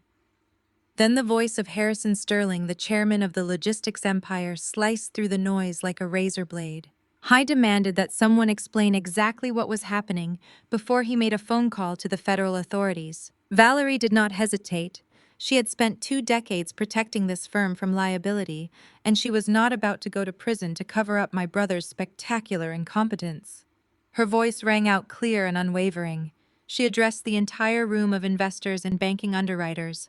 She explained that just 48 hours ago, Dion had terminated my employment without cause. She told them that he had maliciously frozen my compensation accounts explicitly to withhold a $2 million performance bonus. The room grew deathly quiet as Valerie laid out the legal reality.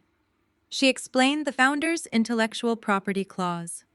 She detailed how my private holding company owned the valuation algorithm they had all relied upon to approve this $500 million merger. By violating my employment contract, she explained, Dion had automatically triggered the reversion clause. The family firm no longer possessed the licensing rights to the software. Every single financial projection, risk assessment, and compliance report sitting in front of them was legally classified as stolen intellectual property. I listened closely as the sheer magnitude of Dion's stupidity washed over the stakeholders. Harrison Sterling asked Dion directly if this was true. He asked if the chief executive officer of a premier private equity firm had seriously jeopardized a $500 million transaction just to steal a bonus check from his own sister. Dion tried to speak, but his voice was trembling. The booming, arrogant, chest-puffing tone he had used just 10 minutes earlier was completely gone. He sounded like a terrified child who had been caught playing with matches inside a burning house. He stammered out pathetic excuses. He tried to tell the board that it was just a minor family dispute. He claimed I was being emotional and vindictive. He actually had the unbelievable audacity to tell a room full of aggressive billionaires that he only took the money because his wife Chloe needed a temporary cash injection for her lifestyle technology application. I actually laughed out loud in my living room. I could not believe he was foolish enough to admit that out loud. He had just confessed to attempting corporate embezzlement to fund a failing vanity project. The reaction from the investors was swift and merciless. The lead banking underwriter, a man who controlled the flow of hundreds of millions of dollars, slammed his signature binder shut. The heavy thud echoed through the audio feed. He announced that his institution was immediately pulling all funding. He stated that not only was this deal dead, but our family firm was now officially flagged as a catastrophic liability. He told Dion that he would be reporting this attempted transaction to the Securities and Exchange Commission before the end of the business day. Panic truly set in then. Dion started begging. I listened to the golden child, the man who had ordered security to march me out of my own building, practically get on his knees. He pleaded with Harrison Sterling to give him 24 hours. He promised he could fix it. He swore he would drive to my condominium right now and force me to sign a retroactive licensing agreement. I told the investors that I would do whatever he commanded because we were family and I was obligated to protect the firm. Harrison Sterling cut him off with a voice so laced with disgust it made my own skin prickle. He told Dion that he was the most incompetent executive he had ever encountered in his 40 years of business. He told my brother that any man who would steal from the architect of his own company to fund his wife's shopping habits was too stupid to manage a lemonade stand, let alone a private equity portfolio. Sterling announced that the logistics board was walking out and that their legal team would be filing a massive lawsuit against our firm for gross negligence and breach of fiduciary duty by the end of the week. Through the hidden microphones, I listened to the sounds of a mass exodus. Briefcases were snapped shut, coats were grabbed. The heavy oak doors of the boardroom swung open and closed repeatedly as the most powerful financial players in the city stormed out in absolute disgust. Within 3 minutes, the chaotic noise faded, leaving behind a hollow, ringing silence. The only people left in the room were Valerie and my brother. Dion was breathing heavily, pacing back and forth across the carpet. I heard him mutter to himself, trying to rationalize the disaster. He tried to blame me. He told Valerie that I had planned this to destroy him. He said I was a jealous, bitter woman who could not stand to see him succeed as the head of the family. Valerie did not offer him a single ounce of comfort. She told him that he had destroyed his father's legacy in exactly 4 months. She reminded him that I had spent 12 years keeping the firm profitable while he was out buying custom sports cars and treating the corporate accounts like a personal piggy bank. She told him that the firm was now effectively bankrupt. The lawsuits from the Sterling board and the banking underwriters would drain whatever liquid capital remained within the month. Then Valerie delivered the final blow. I heard the sound of her dropping her corporate security badge onto the granite table. She announced her immediate resignation. She told Dion that she would not spend another second acting as legal counsel for a sinking ship captained by a fool. She promised to fully cooperate with the federal authorities when the inevitable fraud investigation began. I listened to the sharp click of her heels as she turned and walked out of the boardroom, leaving my brother completely alone in the ruins of his own arrogance. I reached out and gently closed the lid of my laptop, cutting the audio feed. The quiet of my living room felt incredibly peaceful. The morning sunlight was streaming through my high windows, casting a warm glow across the hardwood floors. For 12 years, I had carried the massive, crushing weight of my family's expectations on my shoulders. I had absorbed my mother's constant microaggressions. I had tolerated my brother's unearned privilege. I had smiled politely while Chloe drained the accounts I worked 80 hours a week to fill. I had done it all because I believed that strong Black families had to protect each other. I believed that my sacrifice was the necessary price for our collective success. But loyalty without mutual respect is just exploitation. They had taken my dedication and weaponized it against me. They pushed me into a corner, assuming I would simply fold and surrender my livelihood to keep the peace. They were wrong. I had not just defended myself. I had legally, meticulously, and absolutely dismantled their entire world. Dion had nothing left. The firm was dead. The investors were gone. The lawyers were circling like sharks. I walked into my kitchen and poured myself a fresh cup of coffee. The corporate execution was complete, but I knew the personal fallout was just beginning. In a matter of hours, desperation was going to drive my brother and his wife directly to my front door. They were going to come begging for the very same mercy they had completely denied me, and I was more than ready to welcome them to their new reality. I sat in my living room with the midday sun warming the hardwood floors. The silence in my condominium was exquisite. I had closed my laptop, severing the audio feed from the corporate boardroom, and allowed myself to simply breathe. 12 years of carrying the family firm on my back had ended in a spectacular, self-inflicted explosion by my own brother. I poured myself a fresh cup of coffee and walked over to the floor-to-ceiling windows overlooking the city. I knew it would not take long. Desperation makes arrogant people move incredibly fast. The intercom on my wall chimed sharply. I walked over and pressed the button. The voice of my building concierge, a man who was usually the picture of polite composure, sounded slightly strained. He informed me that my brother and his wife were in the lobby demanding to be let up immediately. He noted they were highly agitated and offered to call security to have them removed if I preferred. I smiled down at the intercom panel. I told him to send them up. I wanted to look them in the eye while the ashes of their empire were still falling. When the heavy knock came at my front door, it was not the confident, authoritative rap of a chief executive officer. It was the frantic pounding of a drowning man. I took my time. I set my coffee mug down on the console table, smoothed the front of my silk loungewear, and unlocked the deadbolt. I opened the door just wide enough to stand in the frame, blocking their entry completely. The physical transformation in Dion was staggering. On Tuesday afternoon, he had sat behind our father's mahogany desk like an untouchable king, hiding behind security guards to strip me of my dignity. Now he looked completely unraveled. His expensive bespoke suit jacket was crumpled and hanging loosely off his shoulders. He was sweating profusely with a thin sheen of panic covering his forehead, and his tie had been violently yanked down. Beside him, Chloe was an entirely different woman. The smug, passive-aggressive tech visionary who had offered me a minimum wage job out of weaponized pity was gone. Chloe was crying real heavy tears. Her expensive makeup was smeared under her eyes, and she was clutching a thick leather portfolio to her chest like a life preserver. "Aisha, please!" Dion gasped out, his voice cracking with raw, unfiltered panic. "Please, you have to let us in. We need to talk to you right now." I leaned against the doorframe, keeping my posture perfectly relaxed and entirely unbothered. "I am not conducting business inside my home, Dion," I replied, my voice smooth and icy. "Say whatever you came here to say." Aim.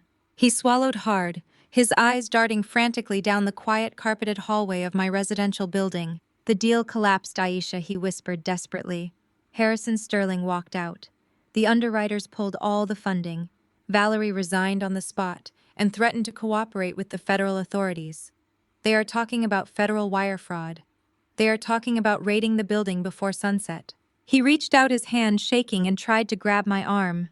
I took a deliberate step back, moving completely out of his reach. Chloe pushed forward, shoving the leather portfolio toward me.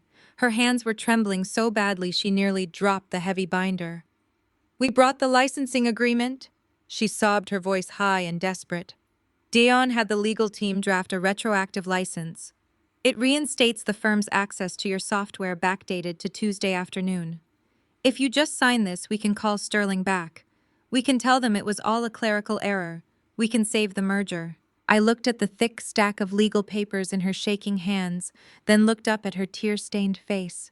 "You want me to commit federal perjury to save you from the consequences of your own theft?" I stated, making sure the reality of her ridiculous request hung heavily in the air. "Aisha, you are destroying the family," Chloe cried, leaning heavily into her white fragility, hoping her tears would magically erase her cruelty from yesterday. "My app investors heard the news about the merger collapsing. They pulled my funding this morning. If this logistics deal fails, my company goes completely bankrupt. Dion will go to federal prison. We will lose our house in Potomac. You cannot do this to us. We are your family. You have to protect us." The absolute audacity of her words felt like a physical weight, but it only fueled my cold resolve. I looked at my brother, the golden child who had never faced a single real consequence in his 38 years of life. Where was this desperate loyalty to family on Tuesday? "Dion," I asked quietly, leaving no room for them to escape the truth. "Where was this deep respect for our legacy when you had me escorted out of the lobby by security guards? Where was your protective instinct when you maliciously froze my bank accounts and tried to financially starve me out to steal my $2 million? Dion looked down at his expensive shoes, the shame finally penetrating his thick ego. "I made a mistake," he whispered, his voice completely broken. "I was stressed. Mom was pressuring me about Chloe's business and keeping up our image. I thought you would just fall in line because you always fix everything. I did not know you would actually burn the company to the ground." "I did not burn anything, Dion," I replied, staring directly into his terrified eyes. I simply packed up the foundation I built and walked away. You are the one who tried to keep dancing in a house with no floor. You wanted to be the ruthless chief executive officer. You wanted to cleanse the toxic, uncooperative energy from the firm, just like your wife proudly posted on social media yesterday morning. Chloe let out a loud, pathetic sob, burying her face in her hands, but I felt absolutely no pity for her. Well, congratulations, Dion. I continued, my voice ringing with total finality. You cleansed me right out of your jurisdiction. You stole my position and you withheld my compensation. You brought this entirely on yourself. Now you get to face the real world without my brilliant mind shielding you from your own staggering incompetence. Chloe thrust the leather binder forward again, as if she had not heard a single word I just said. Her knuckles were white from gripping the heavy portfolio. Aisha, please just look at the contract, she begged, her voice shrinking into a pathetic whine. Dion had the legal department type it up the second Valerie walked out of the boardroom. We will give you the $2 million today. We will unfreeze your bank accounts the minute you sign. We can fix this. I looked down at the expensive leather binder shaking in her hands. I told Chloe she could drop that useless stack of paper into the hallway trash receptacle on her way out. I explained that I would never in my lifetime sign a retroactive legal document drafted by a company currently under investigation for federal wire fraud. I told them their lawyers were completely powerless because my private holding company now dictated the terms of engagement. Dion wiped the sweat from his forehead with the back of his hand. His perfectly tailored suit was practically drenched. He looked at me with wide, terrified eyes. Aisha, what do you want? He asked, his voice trembling with absolute defeat. Just tell me what you want. I will give you anything you ask for to make this go away. The investors are drawing up the lawsuits right now. I am going to lose everything. I maintained my position, blocking the entrance to my home. $2 million was Tuesday's price, Dion, I stated, my voice echoing coldly in the quiet hallway. $2 million was the massive family discount you received for my unwavering loyalty. That was the price for 12 years of me working 80-hour weeks while you played golf on the corporate account. That was the price for me swallowing my pride and letting you take credit for my genius so our mother could brag to her social circle. I took a deliberate step forward, forcing my brother to shrink back. But that discount expired the exact second you called security to march me out of my own building. It expired the moment you froze my checking accounts to starve me out. You wanted to do business like a ruthless executive instead of a brother, so we are going to do business on my terms. Chloe sniffled, wiping her ruined makeup with the back of her hand. What are your terms? She whispered. I looked directly at Dion. I will grant a limited single-use enterprise license of the Genesis Alpha software back to the firm. This temporary license will be restricted entirely to generating the final compliance certification required for the Sterling Logistics merger. It will allow you to legally satisfy the closing conditions, save the $500 million deal, and keep you out of federal prison. Dion let out a massive, shaky breath of relief, thinking he had just been thrown a lifeline.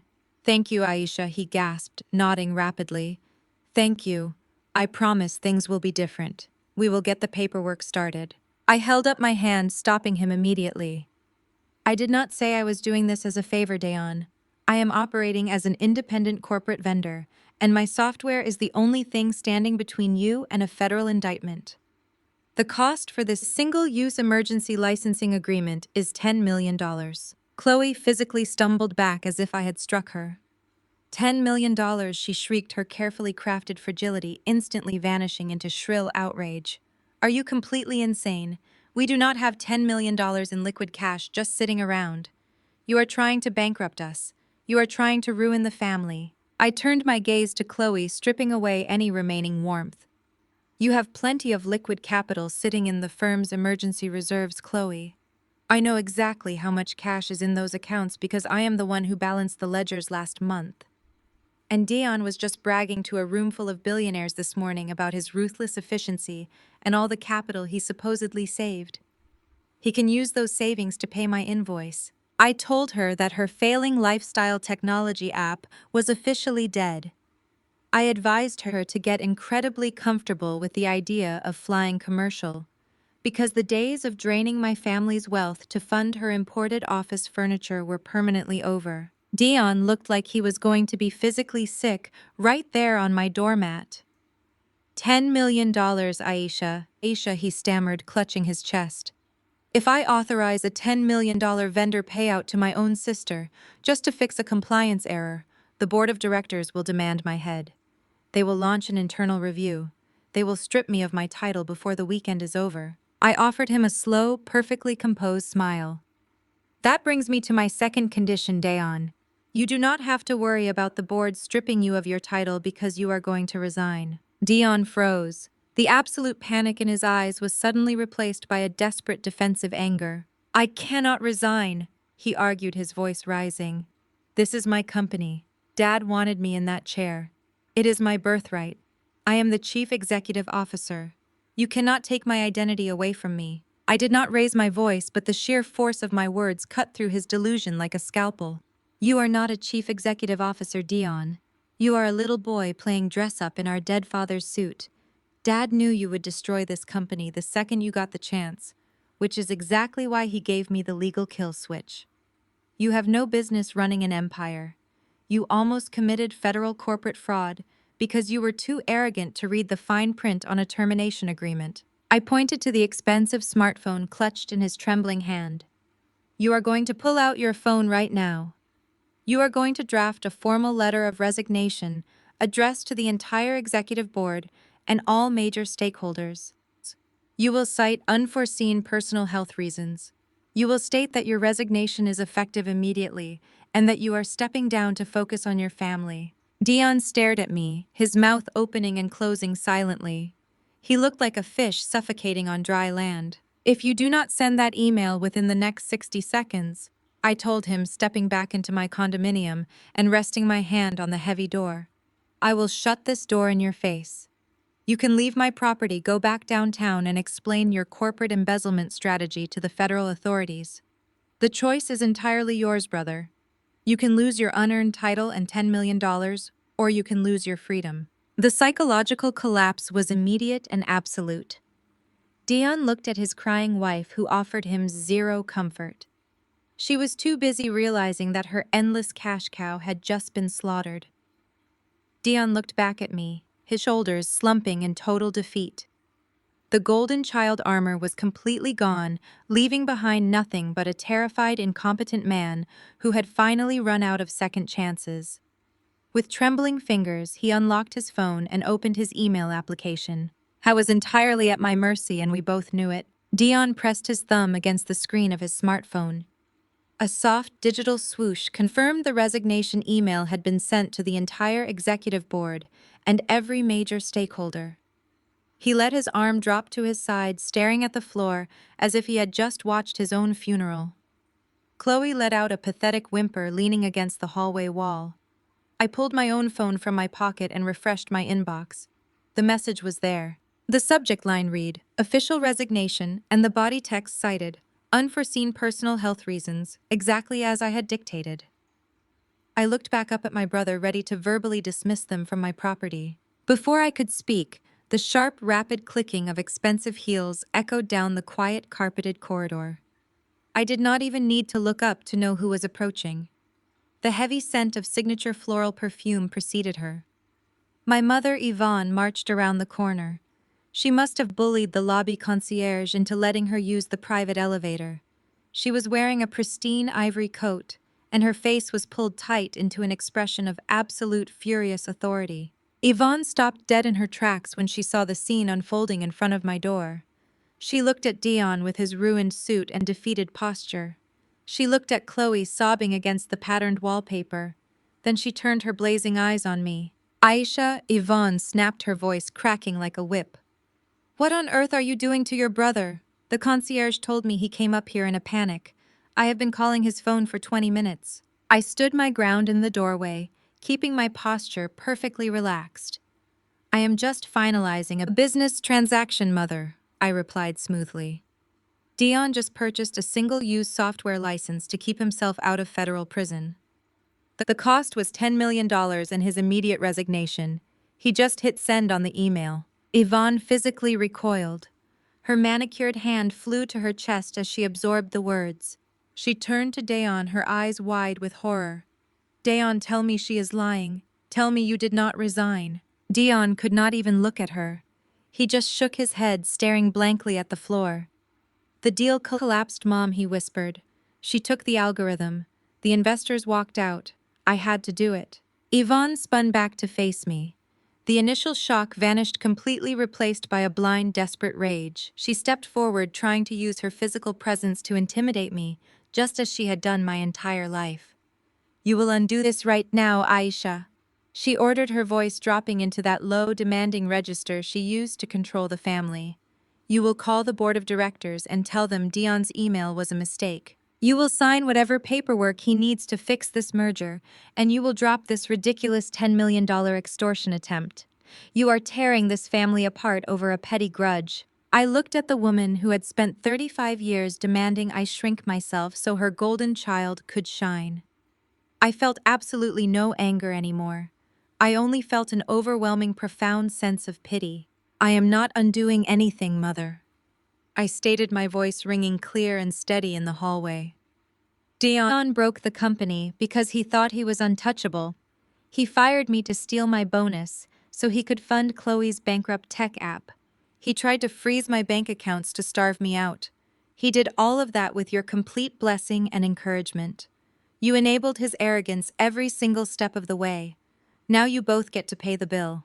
Yvonne raised her chin, trying to wrap herself in her matriarchal armor. We built this family legacy for generations, she declared, using the same manipulative tactics she always relied upon. Your father worked himself into an early grave to build that firm for us, for our people. Strong Black families protect their wealth. You are handing our legacy over to lawyers and vultures because you are too bitter to support your own brother. You are a disgrace to your father's memory. The invocation of my father did not break me. It only sharpened my blade. Do not you dare speak for... I countered, stepping forward and forcing Yvonne to hold her ground. Dad built the foundation of that firm, but I am the one who kept the lights on for the past 12 years. I built the software that saved us from bankruptcy. I worked 80-hour weeks closing deals while Dion was busy playing golf and spending corporate capital. Dad knew exactly how incompetent Dion was, which is why he legally separated my intellectual property from the firm before he died. He gave me the kill switch because he knew that one day Dion's greed and your blind favoritism would threaten everything. Yvonne opened her mouth to argue, but I cut her off completely. Your days of subsidizing a mediocre golden child at my expense are permanently over, I told her, my voice echoing off the hallway walls. You wanted a son who looked like a king so badly that you were willing to sacrifice your daughter to build his throne. You demanded I hand over my own hard-earned money to bail out his wife. You actually thought I would just put my head down and accept being treated like a disposable workhorse. You mistook my professionalism for submission, and it cost you your entire empire. Chloe tried to speak up, her voice wavering. Yvonne, please make her sign the license. My investors are gone. Yvonne snapped her head toward Chloe, pointing a sharp finger at her daughter-in-law. You shut your mouth, she hissed, all her polished elegance vanishing.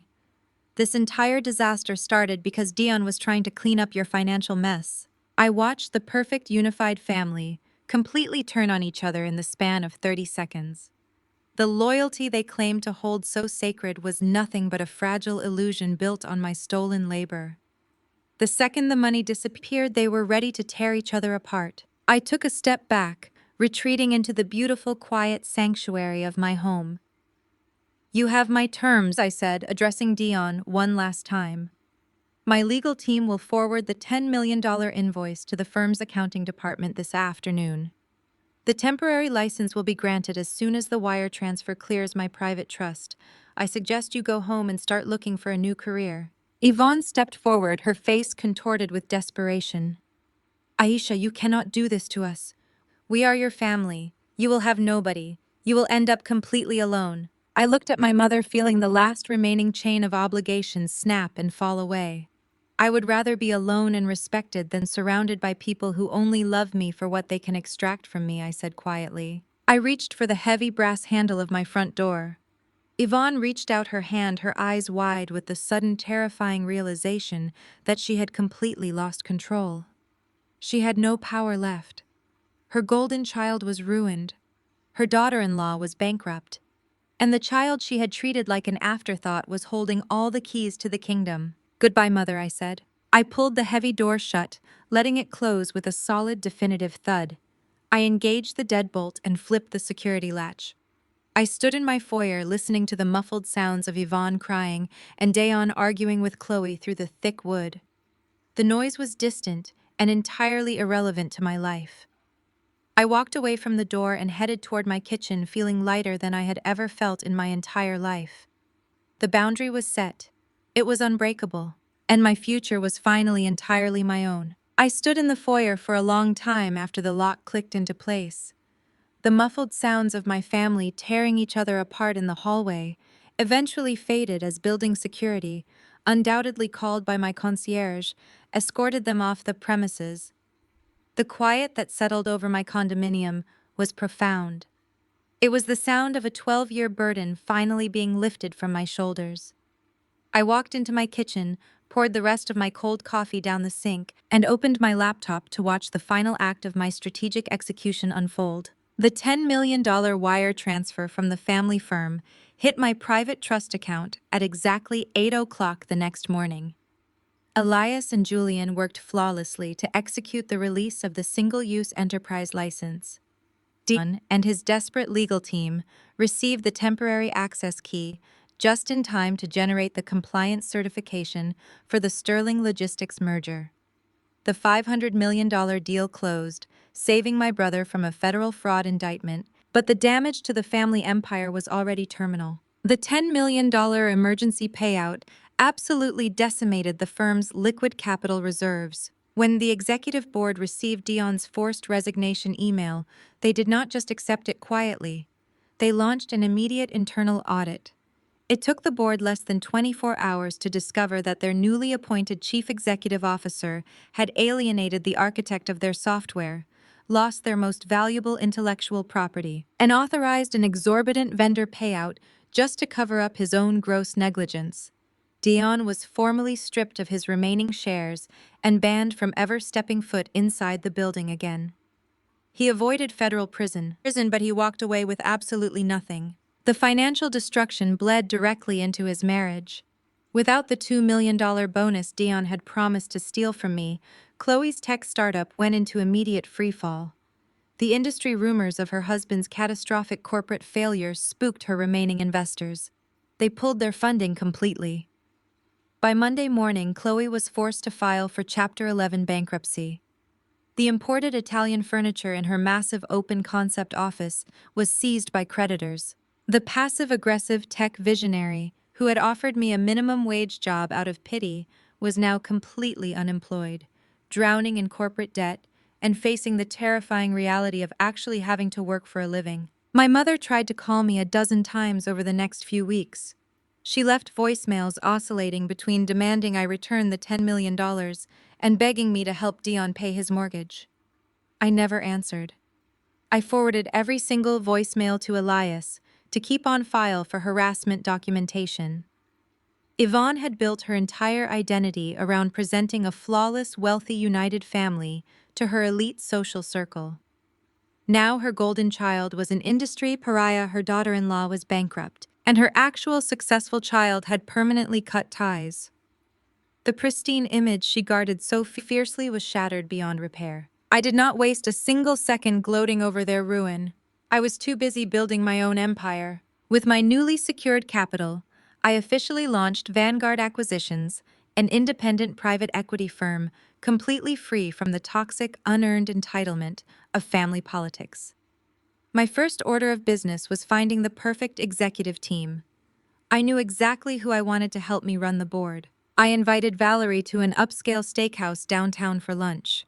She walked into the restaurant looking just as sharp and immaculate as the day she dropped her security badge on the granite boardroom table and walked out on my brother.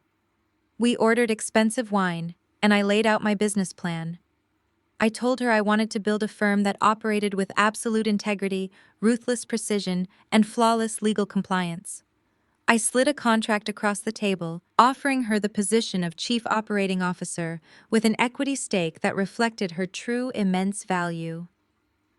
Valerie read the contract, took off her reading glasses, and gave me a brilliant, genuine smile. We toasted to new beginnings and the unparalleled power of Black women taking what they rightfully deserve. Within 6 months, Vanguard Acquisitions became one of the most formidable firms in the city. Terrence and several of my other trusted industry allies brought their portfolios over to us, eager to work with leadership that actually understood the math behind the money. We were aggressive, we were brilliant, and we were unstoppable. Today I stood in my new corner office, looking out through the floor-to-ceiling glass windows at the sprawling city skyline below. The space was designed exactly to my tastes. No heavy mahogany desks, no inherited portraits, just clean lines, bright light, and the quiet hum of a highly successful, healthy corporate team working outside my door. I thought about my father and the legacy he had tried to build. He had known the risks of passing his empire to a son who lacked discipline, which was why he handed me the legal kill switch. He wanted to protect his life's work, but more importantly, I realized he wanted to protect me. He gave me the tools to save myself when the time finally came. I had not destroyed his legacy. I had extracted the best parts of it, refined it, and built something entirely my own, free from the rot of exploitation. I ran my fingers over the edge of my desk and felt a deep, profound sense of peace. I had learned the hardest lesson of my life. Loyalty is a beautiful thing, but when it is demanded by people who only view you as a resource to be extracted, it becomes a prison. I broke the chains of my family's expectations, and in doing so, I finally discovered my own absolute worth. If you have ever been the backbone of a family or a company that refused to acknowledge your value, let my story be your sign to stand your ground. Never let anyone, even your own blood, convince you that your hard work belongs to them. Let me know in the comments below if you have ever had to set a massive boundary to protect your own future. Hit the like button and subscribe for more stories about claiming your power and walking away from toxic environments. Thank you for listening. And remember that sometimes the only way to win a rigged game is to flip the board and build your own table. The greatest lesson from this ordeal is that blind loyalty is a dangerous trap, especially when demanded by people who view you merely as a resource to be exploited. For years, I believed that carrying the weight of my family's expectations and subsidizing their mistakes was the ultimate definition of strength. However, true strength lies in recognizing your own absolute worth and refusing to let anyone diminish it, even your own blood. When relatives weaponize guilt and manipulate your dedication to cover their own incompetence, they are not acting out of love. They are acting out of pure entitlement. You cannot build a healthy future on a foundation of unearned privilege and constant disrespect. This journey teaches us that establishing unbreakable boundaries is never an act of cruelty. It is a vital act of self-preservation. Sometimes the only way to win a rigged game is to completely walk away. Take your brilliance with you and build your own table. You hold the blueprint to your own success. Have you ever had to draw a hard line to protect your career from toxic relatives?